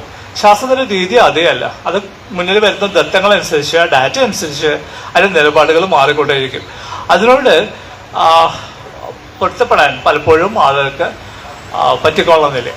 നെക്സ്റ്റ്, പഞ്ചായത്തുകൾ, ലോക്കൽ ലെവലിലുള്ള പഞ്ചായത്തുകൾ പ്രശ്നത്തിലേക്ക് വന്നിട്ടുണ്ട്. കാട്ടുപന്നിയെ കൊല്ലേണ്ട ഉത്തരവാദിത്തം പഞ്ചായത്തുകളെ ഏൽപ്പിച്ചിട്ടുണ്ട്. പല സ്ഥലത്ത് ഫയറിംഗ് സ്ക്വാഡുകൾ രൂപീകരിച്ചിട്ടുണ്ട്.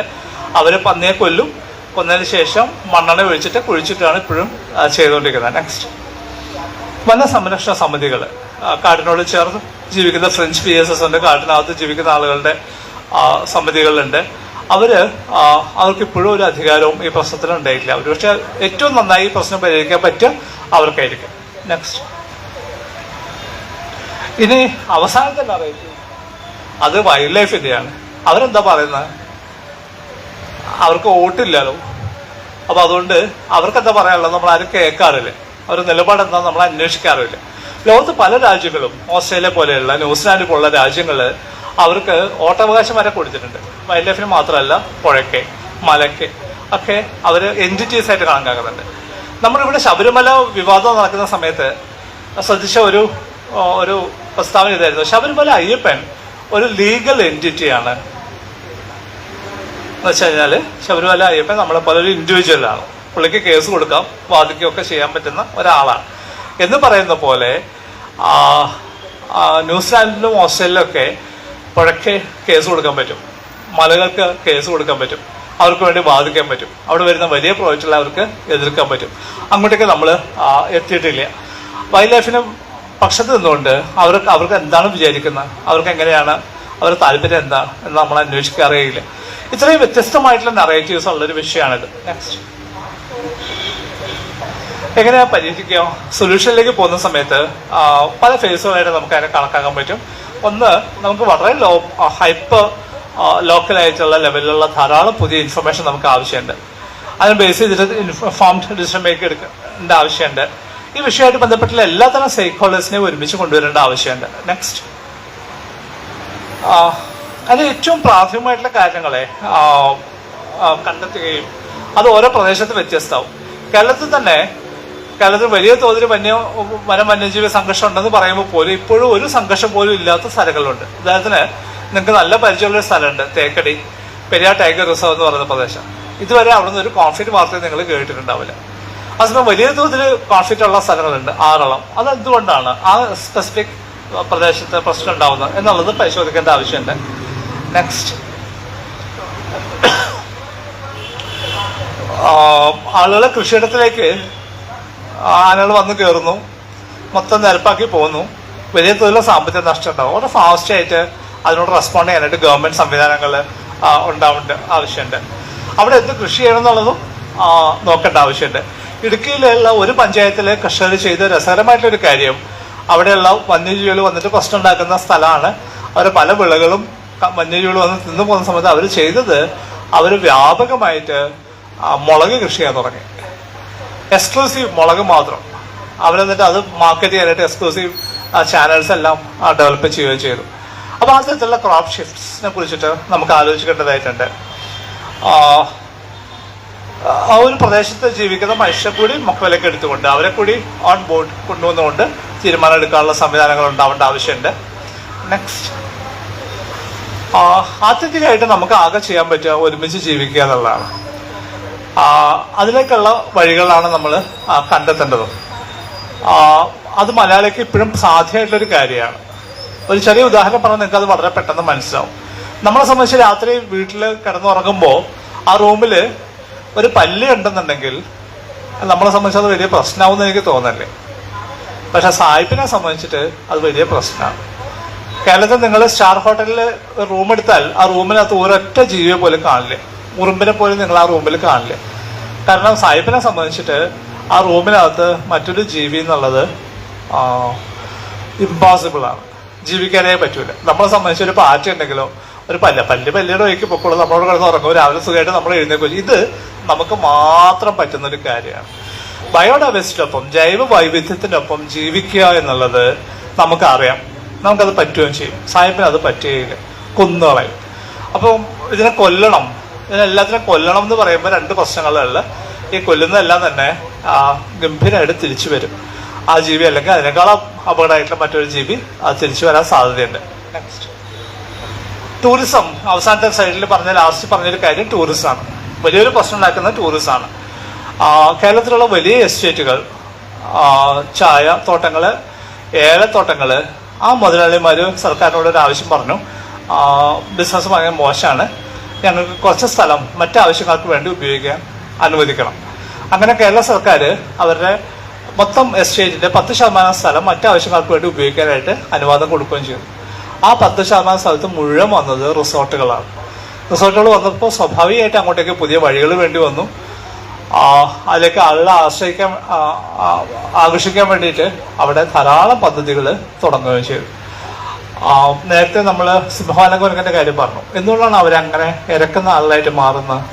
അതിന് പ്രധാനപ്പെട്ട കാര്യം, നമുക്ക് നല്ല പരിചയമുള്ളൊരു വസ്തുവാണ്, അതിൻ്റെ പേര് ഉപ്പ് എന്നാണ്, സോൾട്ട്.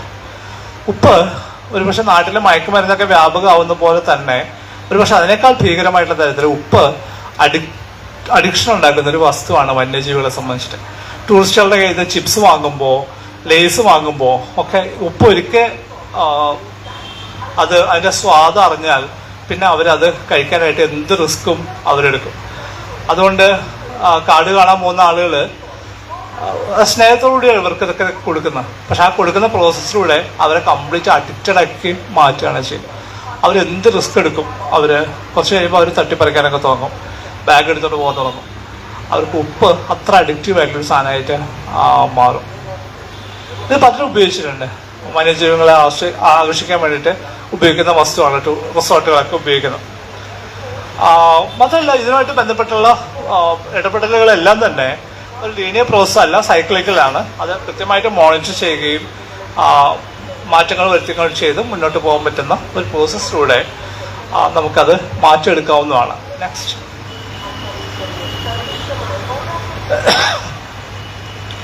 ആദ്യമായിട്ട് വേണ്ട ഏകപക്ഷീയമായ വെടിനിർത്തൽ പ്രഖ്യാപിക്കുക എന്നുള്ളതാണ്. ഇനി മേലാൽ ഒരു വന്യജീവിയെ ആക്രമിക്കില്ല, ഉപദ്രവിക്കില്ല, വേദനിപ്പിക്കില്ല എന്ന നിലപാട് മനുഷ്യനെടുക്കാത്തിടത്തോളം ഈ പ്രശ്നം നമുക്ക് പരിഹരിക്കാനായിട്ട് ആവില്ല.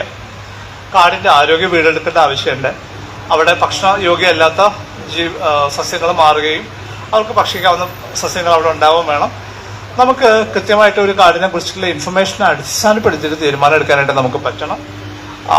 എപ്പോഴെങ്കിലും ഡാമേജ് ഉണ്ടാവുമ്പോൾ, കൃഷി നഷ്ടപ്പെട്ടാൽ, പരിക്ക് പറ്റിയാൽ, ആളുകൾ മരണപ്പെട്ടാൽ ഏറ്റവും ഫാസ്റ്റായിട്ട് നമുക്ക് അതിൻ്റെ റിലീഫ് മെഷേഴ്സ് കൊടുക്കാനും പറ്റണം. നെക്സ്റ്റ്, നന്ദി, നമസ്കാരം.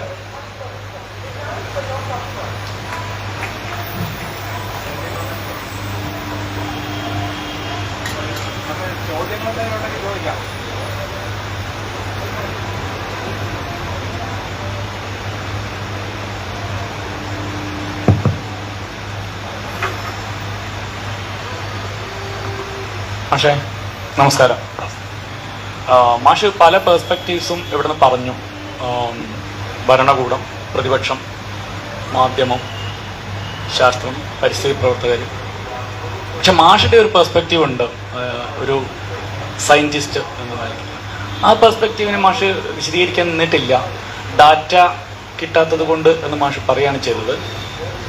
ഒരു ചോദ്യം അതാണ്, ആ പെർസ്പെക്റ്റീവ് ഒന്ന് മാഷ് പറഞ്ഞാൽ നല്ലതാണ്. വികസനവുമായി ബന്ധപ്പെട്ടാണ് പലപ്പോഴും കേരളത്തിൽ ഏറ്റവും കൂടുതൽ സംവാദങ്ങൾ നടക്കുന്നത്. വികസനം എന്ന കാഴ്ചപ്പാടിൻ്റെ പുറത്താണ് സംവാദങ്ങൾ നടക്കുന്നത്. നേരത്തെ നമ്മൾ ഉപയോഗിച്ചിരുന്നൊരു വാക്ക് പുരോഗതി എന്നായിരുന്നു.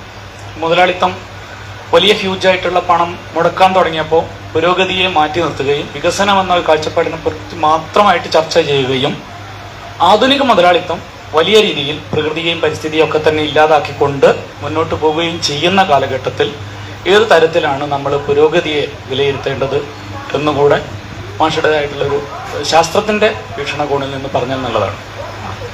രണ്ട് ചോദ്യങ്ങളാണ്. അതിൽ ആദ്യത്തെ ചോദ്യം എൻ്റെ കാഴ്ചപ്പാട് എന്താണ് എന്നുള്ളതാണ്. പക്ഷേ ഏറ്റവും അവസാനത്തെ തൊട്ട് മുന്നേയുള്ള സൈഡിൽ ഞാൻ പറയാൻ ശ്രമിച്ചൊരു കാര്യമാണ്. അതാണ് ഏകപക്ഷീയമായി മനുഷ്യർ വന്യജീവികളെ ഉപദ്രവിക്കുന്നത് നിർത്തുക എന്നുള്ളതാണ് ആദ്യത്തെ പടി. അല്ലാതെ മുന്നോട്ട് പോകാൻ പറ്റില്ല. പണ്ട് ഞാൻ പറഞ്ഞല്ലോ, പണ്ട് ഹണ്ടിങ് ആയിരുന്നു, ഹണ്ടിങ് ഇല്ല, മറിച്ച് ഉപദ്രവിക്കുകയാണ്, പടക്കം എറിഞ്ഞിട്ടും. കേരളത്തിൽ പോസ്റ്റ്മോർട്ടം നടക്കുന്ന കേസുകളിൽ എല്ലാ വന്യജീവികളും, കാട്ടിലും മരണപ്പെട്ട് കിടക്കുന്ന എല്ലാ ജീവികളെയും പോസ്റ്റ്മോർട്ടം ചെയ്യാറുണ്ട്. ധാരാളം ബുള്ളറ്റുകൾ അതിനകത്ത് കിട്ടും. കാട്ടാന പോലും റബ്ബർ ബുള്ളറ്റ് അടിച്ചിട്ട് കാഴ്ച നഷ്ടപ്പെട്ട കാട്ടാനകൾ ഇപ്പോഴും കാട്ടിൽ നടക്കുന്നുണ്ട്. അപ്പം അത് സ്റ്റോപ്പ് ചെയ്യാതെ ഈ പ്രശ്നത്തിന്റെ ഈ യുദ്ധത്തിൽ അടുത്ത സ്റ്റെപ്പിലേക്ക് നമുക്കത് പോകാനായിട്ട് പറ്റുന്നുണ്ടാവില്ല. അപ്പോൾ ഏകപക്ഷീയമായിട്ട് നമ്മൾ ആ പരിപാടി നിർത്തേണ്ട ആവശ്യമുണ്ട്.